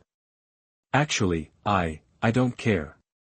Michael Anderson interrupted Catherine Williams, "because, it's irrelevant to me." Having said that, his car executed a flawless stop within the garage. He exited the vehicle and proceeded home. Catherine Williams, observing Michael Anderson's retreating figure, gritted her teeth, stamped her foot, and rushed forward to intercept him. "Let's negotiate. You agree to marry me, and after marriage, I won't need anything from you. I can support myself." As for your friend who frequented prostitutes to the point of contracting that disease, I will take responsibility for curing him. Don't assume you're the only one who can cure diseases. But the most authoritative expert in the entire department of urology is me. Catherine Williams lifted her chin. My technique is the best. Michael Anderson narrowed his eyes. Your technique is good. Catherine Williams nodded. It was a matter of course. Her technique was recognized as excellent, otherwise, why would the department head have arranged for her to receive Michael Anderson, such a high-ranking official, that day? However, while her technique being good was a given, what did Michael Anderson mean by that eerie smile? Before Catherine Williams could comprehend, in the next instant, Michael Anderson swiftly scooped her up. Girl, let me see just how good your technique is. Catherine Williams was stunned. By the time she regained her senses, Michael Anderson had carried her into the bathroom. He turned on the shower, and the warm water cascaded down, drenching them both. Michael Anderson used his long, elegant fingers to lift Catherine Williams's chin. Serve me well, and I might consider marrying you. Remember, it's about technique. Catherine Williams smirked. Haven't eaten pork, haven't seen a pig run. With that, she rose onto her tiptoes, pressing close to Michael Anderson. Even without practical experience, utilizing her knowledge to pleasure this man to ecstasy wouldn't be a problem. Michael Anderson curled his lip, calmly waiting to see. The water continued to rush down, quickly soaking them both, but Catherine Williams persisted regardless. Michael Anderson wasn't the type of man to easily lose control, otherwise, he wouldn't have lived peacefully until this day. He watched with amusement as the woman exerted herself to the fullest. Her blouse, made of thin voile material, clung tightly to her body when wet, outlining her exquisite figure. Was this woman being deliberate, or unintentional? This woman. Steam filled the bathroom, and hot breaths quickly spread. Hey.